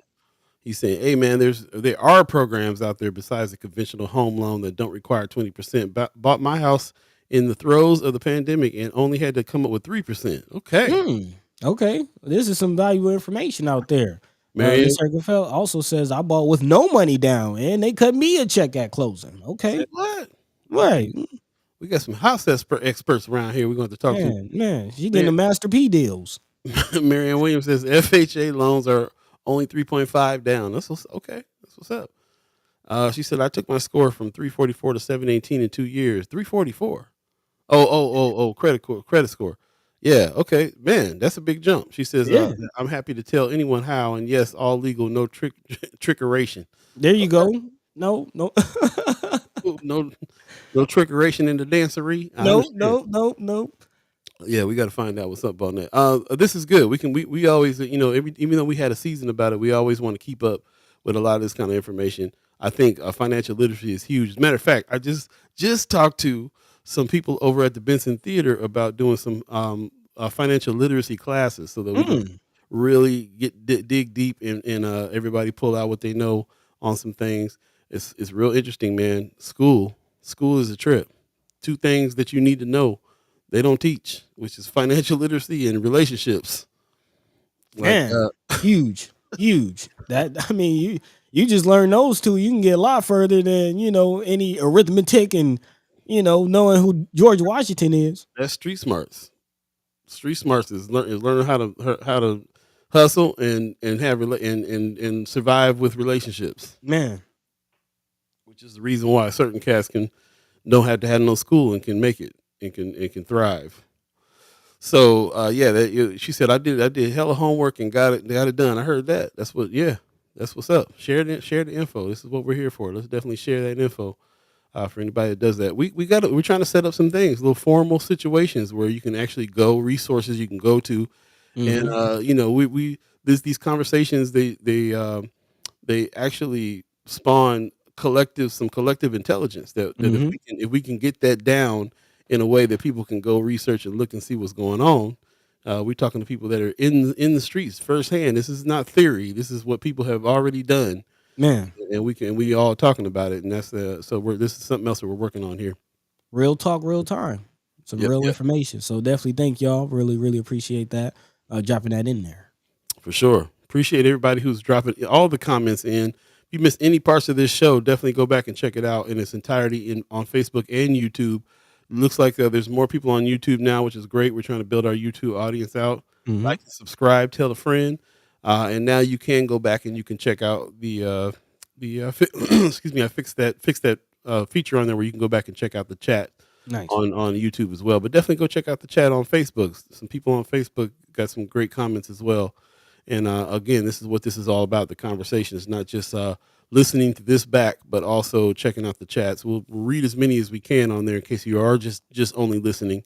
But definitely go back and check it out and engage. And of course, Friends of First Sky Omaha, the group on Facebook, is the other place where we try to have these conversations when we're not live. So continue to put things there and respond to some of the things that people are putting there. Let's get keep the conversation going over there on Friends of First Sky, if you would. Definitely. Conversation rules the nation, y'all. And before we move to the next story, I do want to acknowledge a couple more comments. Mhm. Miss Erica Felt also saying, with all that said, I'm trying to figure out how to buy a second home or duplex for a goal I have. I'm hitting a roadblock on getting into one without a big down payment. So if anyone knows, please tell me. So again, if you have any information, please share that. Mhm. Also, Guillermo Pena saying, trust me, in Missouri, I accept ex-cons and have had excellent tenants, a lot of old timers. It's hard. Okay. Yeah. Mayor Sanchez is in the chat. He's got a lot of different great ideas, of course, talking about his, That's why he's the mayor. he was talking about his wife has been cutting his hair. He said, my wife has been cutting my hair for years. Sometimes I'm a little lopsided, but what you spent at the barber last year, I saved it. Yeah, I hear that, man. That part. Barber getting up there, man. My barber, Yeah. Man, he give me a little line of it'd be like $30, man. I'd be like, I need one every week, bro. I just got to go raggedy every other week for a minute because that's a bill. it's a bill. It turned Yeah. into some hundreds. Yeah. I mean, I just went ahead and got me like a little $150 clipper pack. So yeah. Do yourself, man. Yeah, made that investment and just go ahead and get my skills up. That's all. But the point of these great suggestions is how to save money and not spend money on frivolous things Man. and really like point that it's not like he just saves that money and just frugally puts it in his pocket and holds on to it. He's doing stuff like repairing the home that he purchased, making sure that home stays tip top, making sure them taxes is paid, making sure all the things. So Yeah, man. that on top of us always pushing and saying we need living wages. Not thinking in a scarcity mindset, but actually thinking we need to make some more money, but also not just saying we got to make more money because everything is so expensive, but also fight for people to put the right value on things as well. I mean, there's a lot. Yep. So appreciate everybody's suggestions on those things as well. Wanda Lewis said, "I do my own pedicure." Woo, that's what's Man. up. I wish I can spend that much time down on my toes, but. It's getting a little rough. Get you one of those foot bubblers you put your feet in. Man, that's really real. One homegirl one time took me to the mall. They got a pedicure spot in the mall. They hook it up. I was They didn't get you right, man. you're right, man. Dogs be barking. Got to bend down. You got to do some yoga just so you can get down there. Yep. Uh, anyway, yeah, appreciate everybody who's giving these comments out. And it's funny, man. We should have I'd like to do a whole show one time of like ways to save. Like, what's everybody doing to save money? Like, how can we circle? We need to have one on food. Is what we really do. Food, Man, that part. food that costs so part. much now. This is my biggest bill, bro. It's almost to the level of rent these days with how much food costs. Man, so if anybody got food stamps out there, holla at your boy. Holla at your boy. Yeah, we I buy don't food think stamps. that's legal. I don't think that's legal. We can't can't use somebody else's stamps. But yeah, keep it low. Don't tell nobody. Appreciate that shit. Miss Erica Phelps has always done my own manicures and pedicures because I was gonna say you used to own a nail shop, so you know how to do that stuff. Man. RG said, man, I stopped getting haircuts when they went from $7 to $10. I got a pair of Walmart clippers and hooking myself up bi-weekly or brush cut. Hey, I'm saying, you know, Hey, you man, gotta make do. gotta You make gotta make do do. because they getting you these days, man. You got to do some Man. barbers $30. Yeah. That's par for the course, especially down here in Atlanta, man. I know a couple people charging 100 and up. Pop says I used to get a mani pedi for $45. Okay. It's hard for me. It's hard for me to it's a mindset too. Like I can't see spending that kind of money on that for me. You know what I'm saying? Like it's interesting how that works. And it's also interesting that us, all these men on here talking about this, how much a haircut costs, how much the mani pedi costs. All right. If you was going to the barbershop and getting shaved up on a regular basis, mani pedi the whole nine, then how much are you spending on yourself each week? Because really, it's an interest. Like Rome's review started this whole idea of like I got my wife cutting my hair. You know what I'm saying? Like, Mm-hmm. in other words, is it a frivolous expense for you to like put some money on taking care of your looks there on that level? And when I think about how women they might not worry about dropping a dime on that kind of stuff too much. You know what I'm saying? That's like a Mm-hmm. regular Right. lifestyle. It's really interesting how men got a weird way of thinking about that. I can't see spending $100 a week on nothing that has to do with with haircuts and Cosmetics. barbershops. Man, I'll be in here Grizzly with a nail man. file in a minute. Yeah, Grizzly yeah. man. There you go. But it's also, but we're also in the age of the the metrosexual. We're also in the age of the cats that Yeah. pay attention to that stuff, man. Get their eyebrows shaped and so on and so forth. So not so much here, man. More so in the cities, but out here too, man. That's what's up. Brooke said I've been cutting my son's hair since the pandemic, saving lots of money that way. Yeah, I There you remember go. taking little man to the shop for the first time, man. And I mean, I don't take nothing away from my barber or anybody who's doing this on a professional level because they cut right. They get you right. It's hard to I ain't gonna get the same results cutting my own hair that the Oh barber. yeah. You know Oh what I mean? yeah. I don't touch my line. That's why I cut the. That's why. Yeah. I don't. I'm not. I'm not. I Family don't touch my shifting on. line. Yeah. Miss Erica said that's why I haven't opened a men's shop. Y'all priorities ain't right out here. I would say we could say the same thing about y'all. That's what I'm saying. We spending too much money a week trying to maintain. Marion Williams says I do pedicures for the foot and leg massages. The toes are secondary benefit. Yeah, that's I was gonna get when I was talking about that place in the mall. That's what I was gonna get at. I was like, man, they hook up the foot and the leg massage and you soak you in the water, have the bubbles going and all the things. I mean, people you can get used to this. That's why I was sitting there Yeah. thinking you can get used to this. But I ain't paying $45 every week just to, Yeah. you Yeah. know what Home I'm care. Home care. Home care. It gets expensive, y'all. It gets expensive. saying? Pop says when your toenails start scratching the floor and tearing up your sheets, mani pedis are a necessity. It's Yeah. true. Yeah. You start wondering why there's holes in all your socks. I'll be down there with some clippers. I ain't paying $45. Man. Uh, Man. Marion Williams says I get pedicures for the for the leg. Yeah, toes secondary benefit. I got that. Mm-hmm, mm-hmm, mm-hmm. $30 for both my boys' haircuts. Michelle Moreno said that ain't bad for two people's heads. See? Um, Wait, is it 30 each? she said 30. Oh, 30 each for both my boys' hair. Yeah. Yeah. Yeah, Mm-hmm. that's what I'm saying. You got a couple kids, man. And how often they gotta get the haircut? That's the other part. How often? Now I'm glad my whole family has locks. Hey, locks cost. Look, I'm glad that you guys are able to maintain locks without having to go to the loctician. Oh yeah, yeah. That's like $80. That's That's what I'm like saying. 80 a head. Yeah, Look, bro, if I go get when I go to the barber shop to go get a cut, I'm spending 30 on the cut. I'm spending 80 on the lock retwist. man. And it really, if I was to really maintain it, that's once a week. That's what I'm saying. You can easily spend $100 a week on maintaining.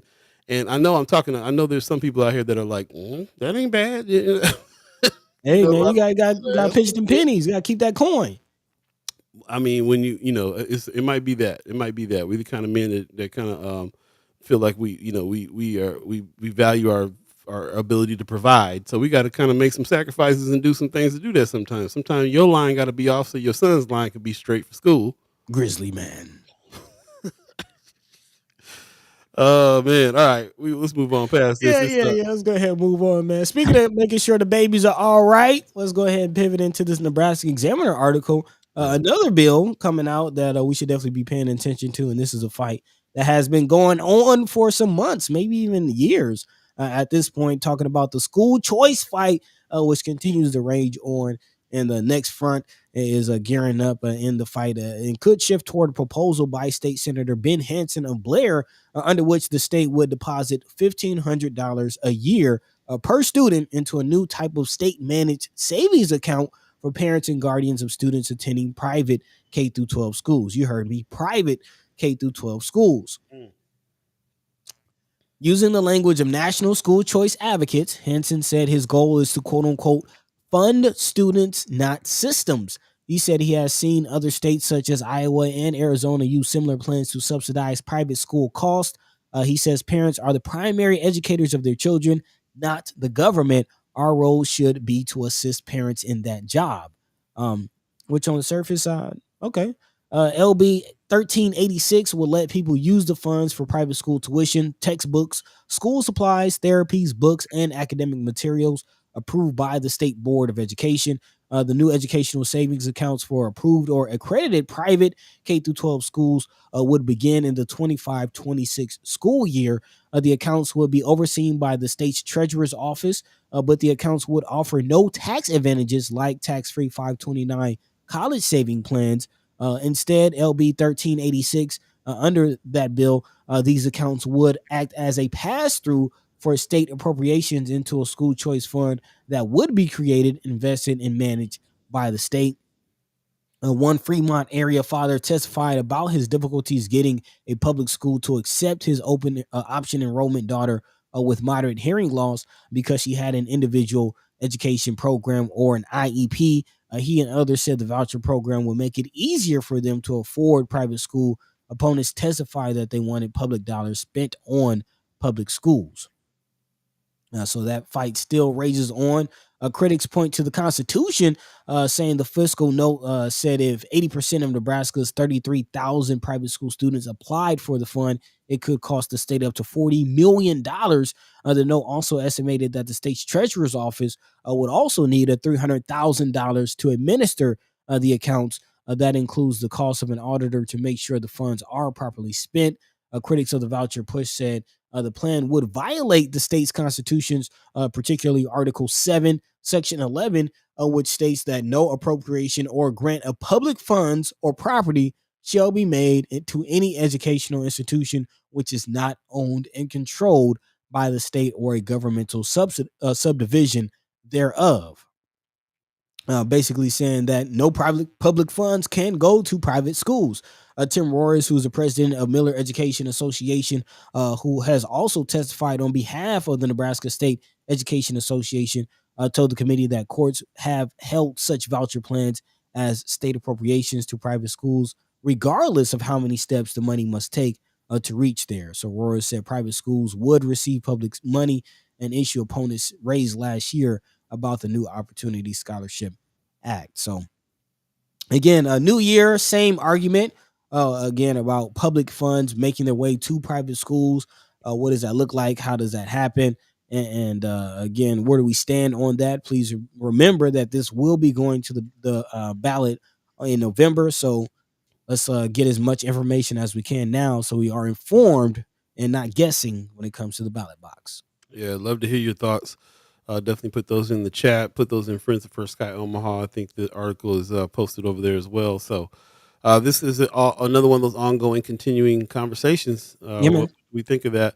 I know it's attractive to me to think about there being a private schools for some of our for the black community, Mm-hmm. the African American kids that are out here that need to get certain kinds of instruction as well, and that would help.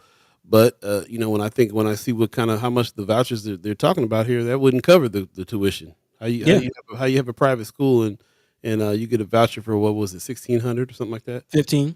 1,500? Yeah, that ain't enough. You still got to come up with a bunch of money to get your kid in private school. Yeah. Uh, Um, and and the private schools that are available now are gonna tell you whether or not you could even get in there. So that's tough. It's a tough one. Yeah, to that point, as mentioned in this article, again, Hansen, pardon himself, Hansen said that he proposed the bill starting with 1,500 a year because that's how much state lawmakers funded last year as a baseline level of state aid per public school student. However, in Iowa last session, they expanded their savings account for private school students to the full cost for K through 12, which is about just short of 8,000 a year. So there's definitely a wide gap between that 1,500 a year stipend and the 7,500 a year that private schools can actually cost, which is reminding me of some of the comments that were made by Dr. Umar Ifatunde when we had him on late or kind of mid last year, and he did a very interesting breakdown about this whole school choice situation Yeah. and the gaps that really exist and the reality of this whole situation as far as families still struggling to pay for tuition. There you go. Anthony Rogers Wright in the chat says it's a scam to use public money to fund private schools. It's sad to see far too many black folk fall for this. Go to Hmm. New Orleans and see how this has worked out for our people. Call it what it really is: divestment from public schools. Mm. I will say though, we've had the senators on several times, and they both work with youth and work within OPS, and have said what they see every day in public schools is public schools not working for some kids, Hmm. and they were proponents for having some different choices, different ways to be able to help get the right education for the kid according to the kid. And if there's other ways to do that, then cool.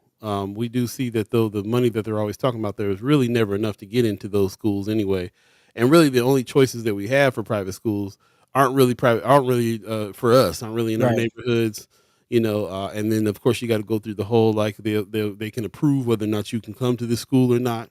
There's a lot of stuff there that's in the way. So people say, hey, you can keep the money in public schools. Let's not take money out. Let's actually try to make public schools better, since that's going to be the really only option for most kids. But at the same time, man, we're dealing with a public school system that has turned money down, Yeah. that is acting like they have all the money they need. And senators, we've talked to senators directly who've directly worked on getting money to OPS, and OPS has turned money down. So it's a it's an issue. Brooke Allen is talking about another point of this issue. She says they need to offer this money to homeschool parents as well. Mm. Most parents I know do homeschooling, not private schooling. Hmm. It's enough for private school. Um, it's enough for private school anyway. It's not enough for private school anyway. Right. Right. That's the point. Marianne Williams says public schools don't have to lose students to private schools. They could improve and keep them. I don't like sitting public education, but come on, reading and math scores are criminal. Yeah, Definitely. it's not working. Public schools are not working, especially in Nebraska. We've determined that from people that are on the school board and people that work in OPS, people that are associated with OPS. We see problems there all the time, and the scores prove what's going on there. So it's a problem. What do you do? RG says, would like to see a charter school similar to the Jalen Rose Leadership Academy up in Detroit. Okay. Interesting. Miss Erica Phelps says the cart has been put ahead of the horse. There should be appropriate choices established before the bill was approved. That's what I'm saying. Right.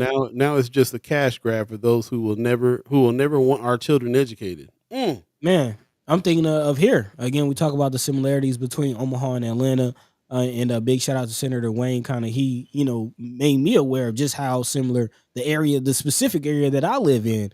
Again, it is a purpose built community, and there is a charter school kind of at the middle of that. Quite interestingly enough, named Charles Drew. It's the Charles Oh, Drew Charter School, yeah, down here in Atlanta. But I did see someone mention last episode in the comments that a good percentage, about 70 to 80% of the students who do attend that school, weren't from the area or aren't from the area or didn't live in the area before the school was built or established. So um, the whole issue about the school choices, what appropriate choices are there? Who's running these schools? right. Who's letting these schools in, or who's letting the students into these schools, making those decisions?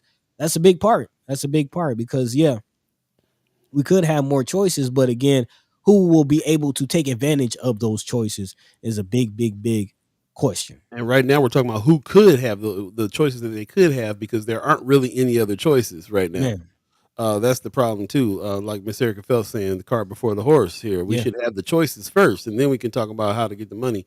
What I'd like to switch gears on a little bit is this Mhm. idea for homeschooling. Marianne Williams says the money is for homeschoolers too, Mm, because Brooke brought up a great point.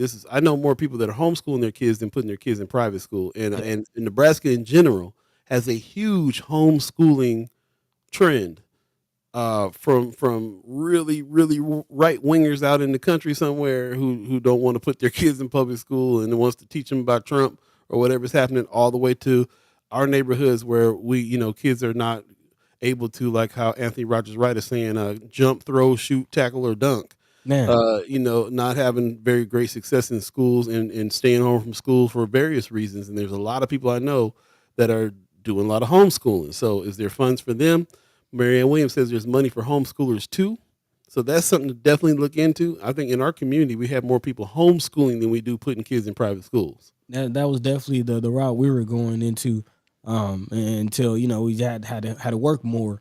But homeschooling is definitely an option. More and more communities, really across the nation, moving into homeschooling. So yeah, if anybody has any resources or more information about homeschooling communities, homeschooling resources, let us know.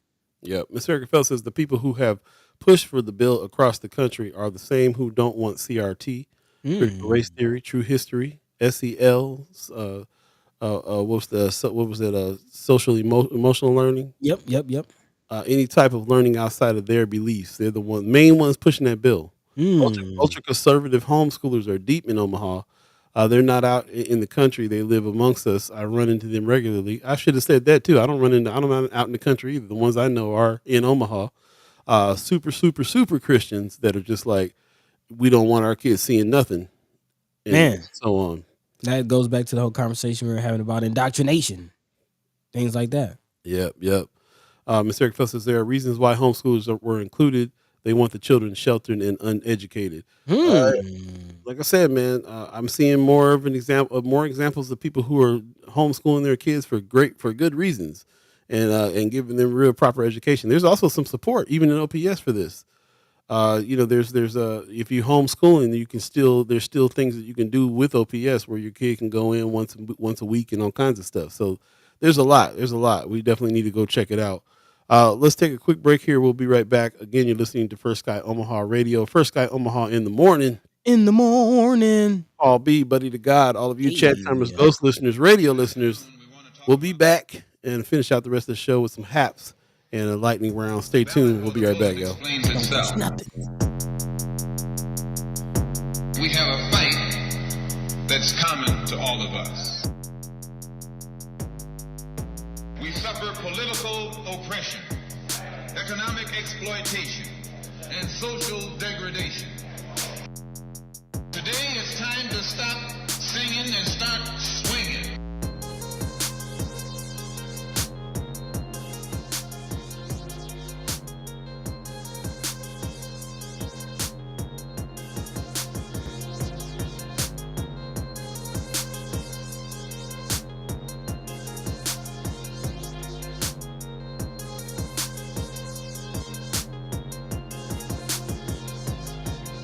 The ballot or the bullet. The ballot or the bullet. The ballot or the bullet. The ballot or the bullet. Since this is the year of the ballot or the bullet. Check 1 2 1 2 1 2. Testing, We testing. must understand the politics. Welcome back. Welcome back. Welcome back. You're listening to First Sky Omaha Radio. First Sky Omaha in the morning. My bad. Try it again. In the morning. That Luther Vandross on it. That Luther. Big Luther. Big Luther. Not little Luther. Big Luther. The biggest. Tony Johnson said, who is pushing a strategy to improve the public school system in Nebraska? People praying a new superintendent is the answer. Wait until their vision does not align. Then what?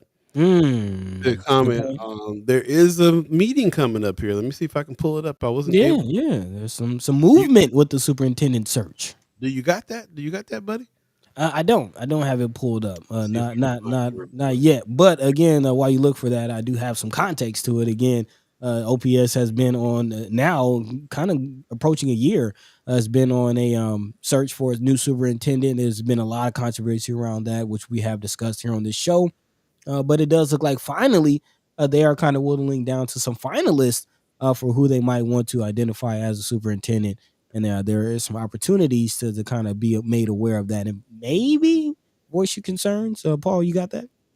I got the comment in Friends of First Sky. Shout out to Margot Juarez who put this in Friends of First Sky Omaha. Join us Monday, February 12th, 2024 from 5 to 6:30 p.m. for a community meet and greet open house with the finalists for the OPS superintendent.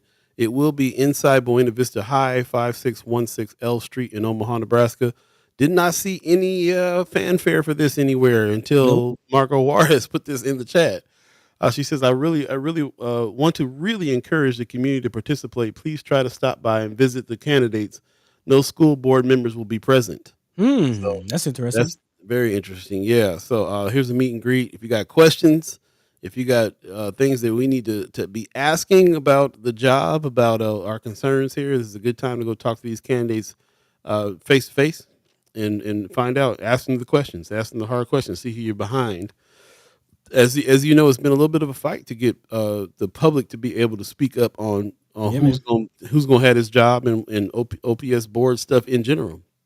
So we'll definitely do that. I'll reach out to Brianna Full, who was our resident news. Her beat is the OPS school board since she's on Yeah. it, and she brings us a lot of great information. She's usually the one in there fighting by herself on just trying to get the public to be able to speak to some of these things. So I wonder if she's behind this meeting, this meet and greet. We'll see what's going on here, but here it is. We're getting down to the wire. There's going to be a superintendent here soon. There's some candidates there. And here's an opportunity to talk to those candidates directly without the OPS board being there. This is Monday, February 12th, 2024. We haven't confirmed this. I'm going to hit up Miss Juarez and find out about some other information there. Maybe find out from Buena Vista High School. Like I said, this was a post.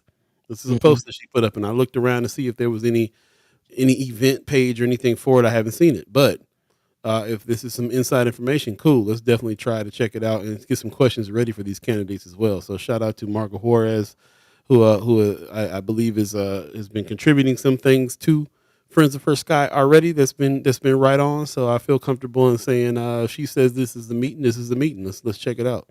I believe Margot actually might be on the board, if I'm not mistaken. Oh, really? Yeah, I believe so. I believe Margot is on the board. If anybody has any more information on that, please let me know. Yeah, Marco, if But you're listening, let us know. yeah. Also, Tony Johnson coming with a good idea, saying still time to create a black agenda for education to give to them at this event.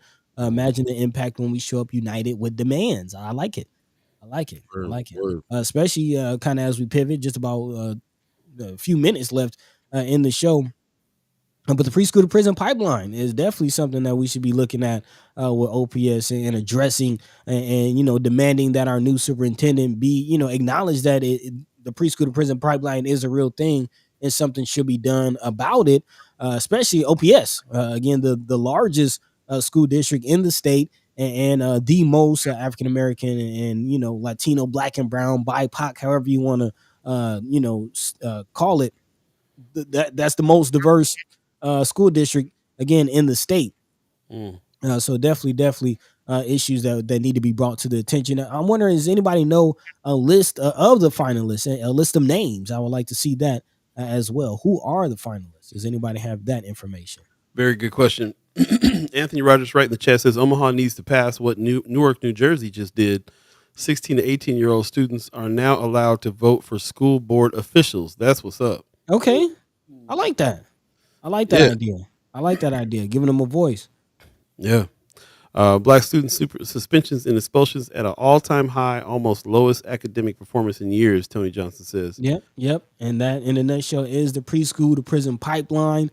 So just in these few minutes, if you're all right with it, Paul, jump into a quick lightning round about some of these things going on with our youths. Yes, sir. This coming out of Nebraska Examiner, Paul Hamill reports Chief Justice of the Nebraska Supreme Court used his annual speech recently on Thursday to highlight a shortage of problem-solving courts in juvenile detention centers and called the case management system an outdated system that's quote-unquote being held together with baling wire and bubble gum. Chief Justice Michael Havokin in his annual State of the Judiciary address of state lawmakers said that despite an increase in drug courts and other problem-solving courts, a survey indicated that only 5% of eligible accused offenders are being served. Nebraska now has 33 problem-solving courts in every judicial district in the state, which served almost 1,600 individuals during the last fiscal year. participation has expanded 27% since 2020, but the judge says the state could do more for what is a viable and lower cost alternative to incarceration. Again, this definitely goes right along with the preschool to prison pipeline. As we've seen, there's been a proliferation in child jails and just more beds, if you will, being built for our youth. But what other alternatives are there, again, to keep them out of incarceration, to keep them out of these beds and these facilities? That conversation definitely needs to continue. And this is something that we'll definitely be bringing up, hopefully, maybe on Monday with the senators who are always pushing for, again, changes in our judicial and criminal justice system. Now, especially with our youth, this coming also out of the Flatwater Free Press. Shout out to Natalia Alamdari reporting on this. And other news is being reported that more Nebraska teens are being locked in room confinement despite law meant to limit it. Again, more and more youths are being recognized and placed into solitary confinement. There's actually one story of an individual, 16-year-old, who would not tell his mom about the days that he spent in solitary confinement, and nothing was really done until his mom, again, kicked up some dust, wrote a letter, and copied just about every government official she could think of. And that very day, her son was called, excited to tell her that he had been let out of solitary confinement, only to find days later that he was placed back in. According to reports, the number of times room confinement has been used has spiked close to 40 or maybe even just short of 50% compared to the year before. Also, a 30% jump in the total number of hours juveniles spent in room confinement. It's actually reported in this article that there was one individual, a 14-year-old, who spent about 129 out of 133 days in room confinement. And again, it's been widely reported the effects that solitary confinement, room confinement, those types of activities have on the brain of adults, let alone individuals whose brains are still forming, still developing. It's definitely been linked to suicidal ideations, depression, increased in aggression, those types of things, which is kind of a catch-22 or really a conundrum if you think about it, because the officials are saying that a lot of these uses of confinement is because of violence from these youths. They're attacking staffers, and in order to keep staffers safe, they're putting the individuals in solitary confinement, which in turn is making them more violent and destabilizing their mental that much more. So it's definitely a slippery slope that we're on, and a conversation that needs to continue in regards to our youth. So big shout out to Nebraska Examiner and Flatwater Free Press for talking about these articles and shining light on what's going on with our youth. Yep. Shout out to Flatwater. Remember, Chris Baby Boy Bowling that used to write for the Reader is over there now as well. He's joined Natalia Alamdari and the rest of the gang over there. Yep. We've had them on the show several times, and they're really committed to social justice and deep diving into things. So please continue to check out Flatwater Free Press and all the articles that are there. They focus a lot on all of Nebraska, rural areas, and so on and so forth. But there's a lot of relevant information that is definitely relevant to us in our neighborhoods and in Omaha in general. So definitely check them out. Continue to check them out. Continue to support Flatwater Free Press. You can join them. You can get the newsletter. You can even donate to them. They're nonprofit news. So definitely support what they're doing over there, so we can keep our team together here. So that's what's up. Man. Teamwork still making the dream work. And wrapping up our lightning round and other news, this coming out of KETV, still sticking with the youth, though Nebraska's child welfare system is weathering emergency, but still issues linger. According to KETV, they learned that the cases of 141 children have been apparently delayed from permanency because of poor documentation of their abuse and neglect cases.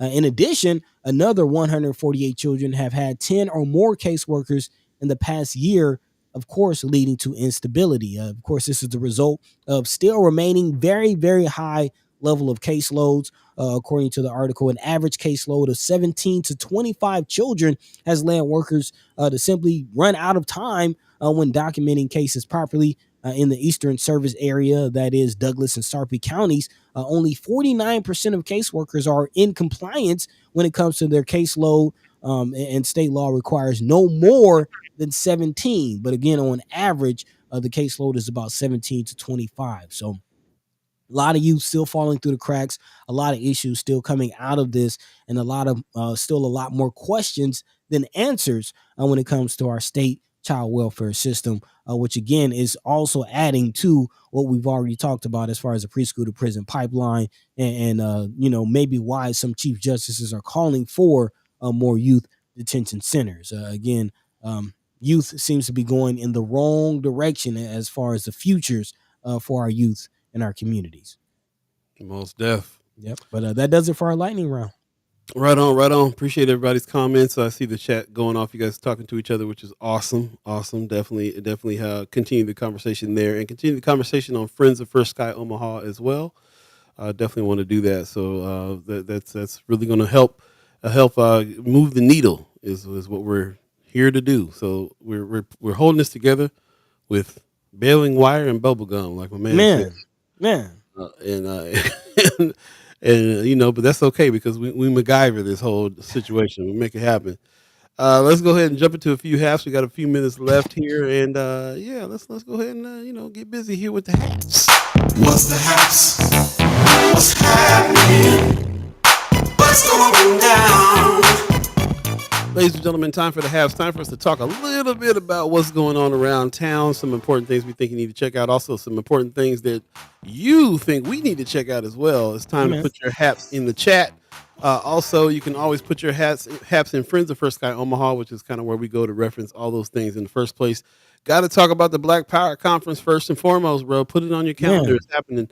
It'll be here before you know it. 17th and 18th is going down. Black Agenda Alliance, in conjunction with Malcolm X Memorial Foundation, with Untamed, with Omaha Star, with us, First Sky Omaha, with 95.7 The Boss, and several more entities, man. We're putting this on. It's a 2-day event. Definitely check this out. The Black Power Conference, first of its kind out here, is going down. I'm loving that the thing is going to be held at the Malcolm X Memorial Foundation. That's like the powers coming together, which is what that's all. Yeah, February 17th. Just clear your afternoon out, man. 1 o'clock to 5 o'clock. Make sure that you are coming to listen to some of the elders, have some discussion, and all the things that we're going to do and talk about. This is a free event, so just the first of what I'm assuming they're going to do probably once a year. So you don't want to miss the legendary first one and be a part of it. Let's be a part of it. The second day will be restoring the Black family. It'll be some stuff that Sherman Wells from Untamed has to talk about, and he's got a thriving family, and he's turned into an authority on what we can do as far as the Black family is concerned, and how we can help. He calls out the kids doing what they're doing, but he also calls out the parents, creating environments for the kids to do what they're doing. So he got a lot of wise things to say, and they're going to bring out other speakers as well. That's February 18th. That's also 1 to 4 p.m. So, just blot out those 2 days, man, to come on through 17th and 18th of February. Put that on your calendar. Appreciate you doing that for sure. It is, see, the other things that I got here are already passed. Okay. Got it. Yep. That's what's up. Definitely check this out, though. February 12th. Culture Talk. Shout out to our partners over there, Omaha Performing Arts, with the Hip Hop Lab series that they're doing. They've already done this a little bit, one before already. At Steelhouse Omaha is going down, but here we are again, and this will be featuring an all-female panel. Sadiqa Poindexter, who's like the master poet, Thailand Music, who's another master poet, and Michelle Trosker, who's a master poet. So we got some serious lyricists coming and talking about what's going on. Culture Talk, My Pen is Dope, is the theme.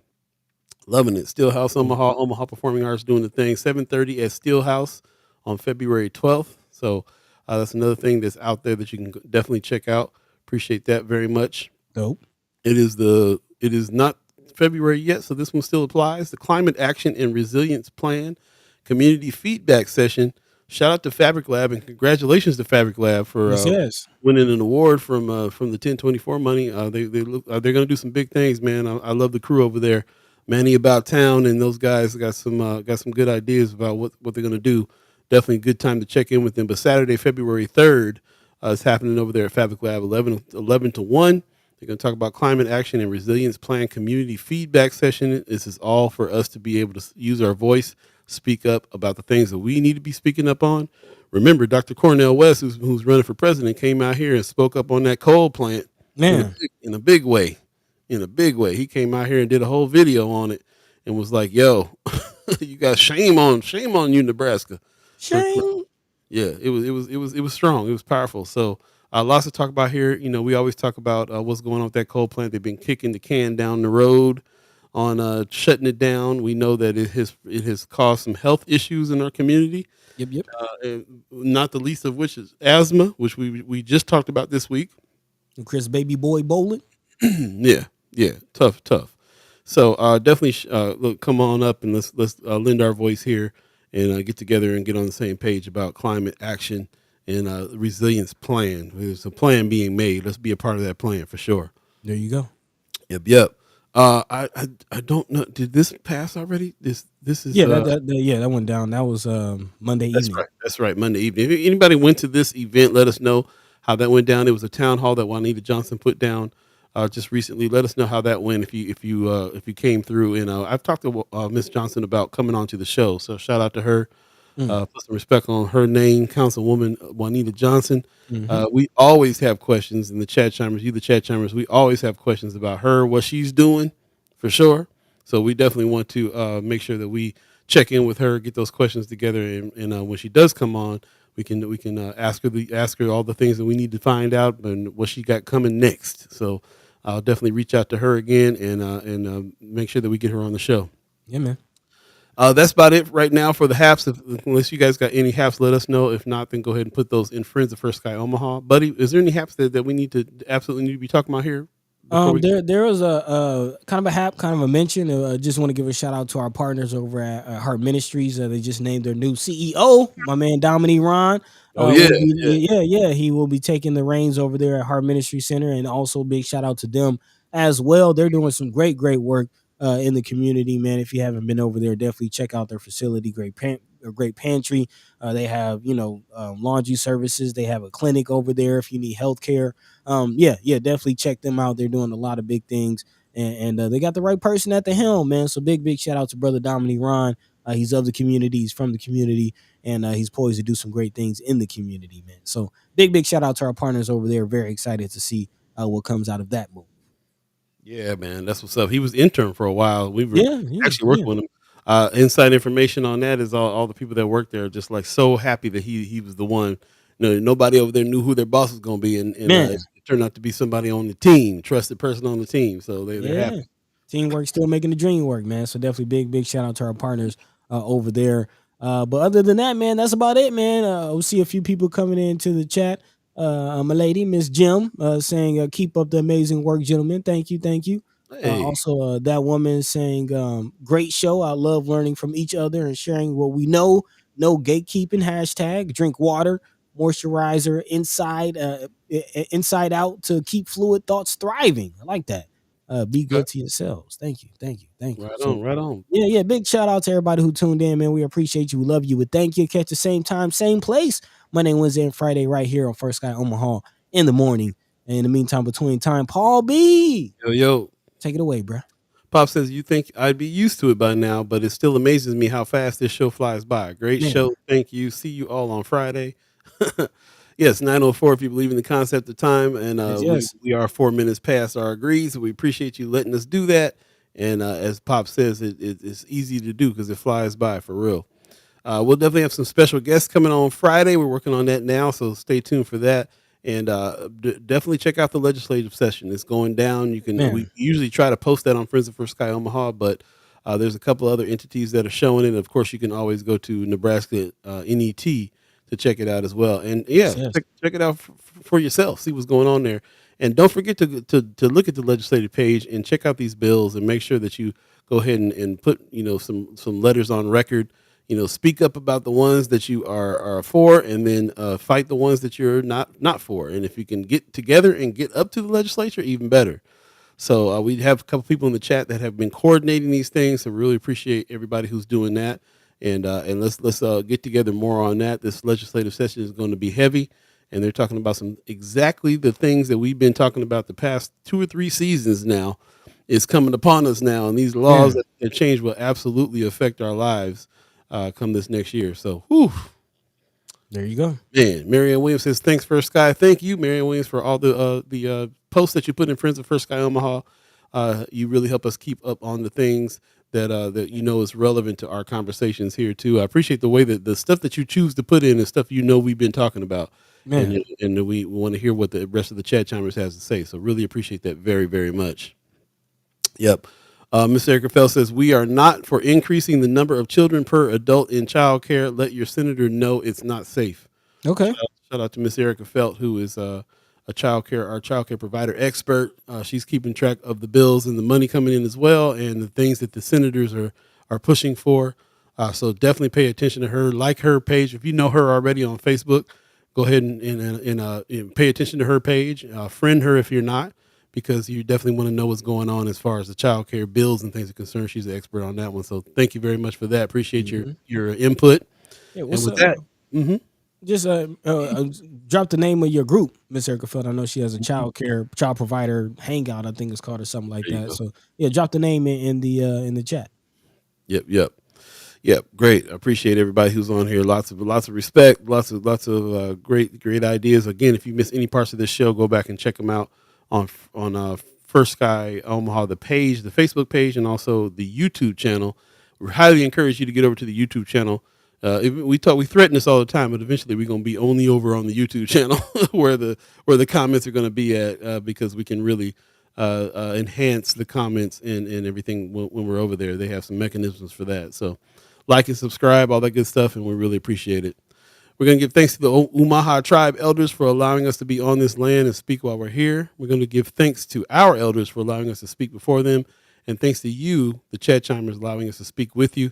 Thanks for all your great comments, your questions, the research you do, and the stories that you bring up, the topics that you bring up, letting us know about what we need to be talking about here in our neighborhood. So shout out to y'all. Really, really appreciate it. Today is the 31st of January, my last day at the Benson Theater today. Hey. Yep. Taking the leap. I've already gotten calls from so many people who have heard that I was leaving that were like, it's awesome that you're doing that. I'm glad that you're going to be able to put full-time effort into First Sky Omaha. And we can't do this without you. And I do feel like we're going to really move to the next level as the time now, the focus, just to move to the focus. We're going to be able to do a lot more, and we're going to involve you guys, the chat chimers, especially on some of that. So thank you so much. Really appreciate it. And we'll be talking to you soon about all those good changes. So take care of yourselves. Stay tuned. The weather's pretty nice today. Go out and get you some sun. Hey, We're actually going to have some sun. We're getting into the 50s and 60s today and tomorrow.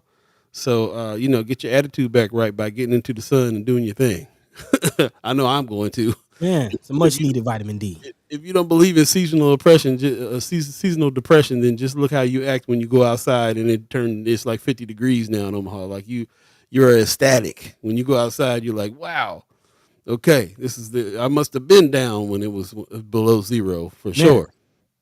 Yeah, so shout out, man. Everybody, man. Rome's Review says half in, half out, all in. Heard that. Yeah, man. That's what's up. All right, we'll see you guys Friday. Have a good one. Peace. By the way, Vanglorious. This is protected by the red, the black, and the green.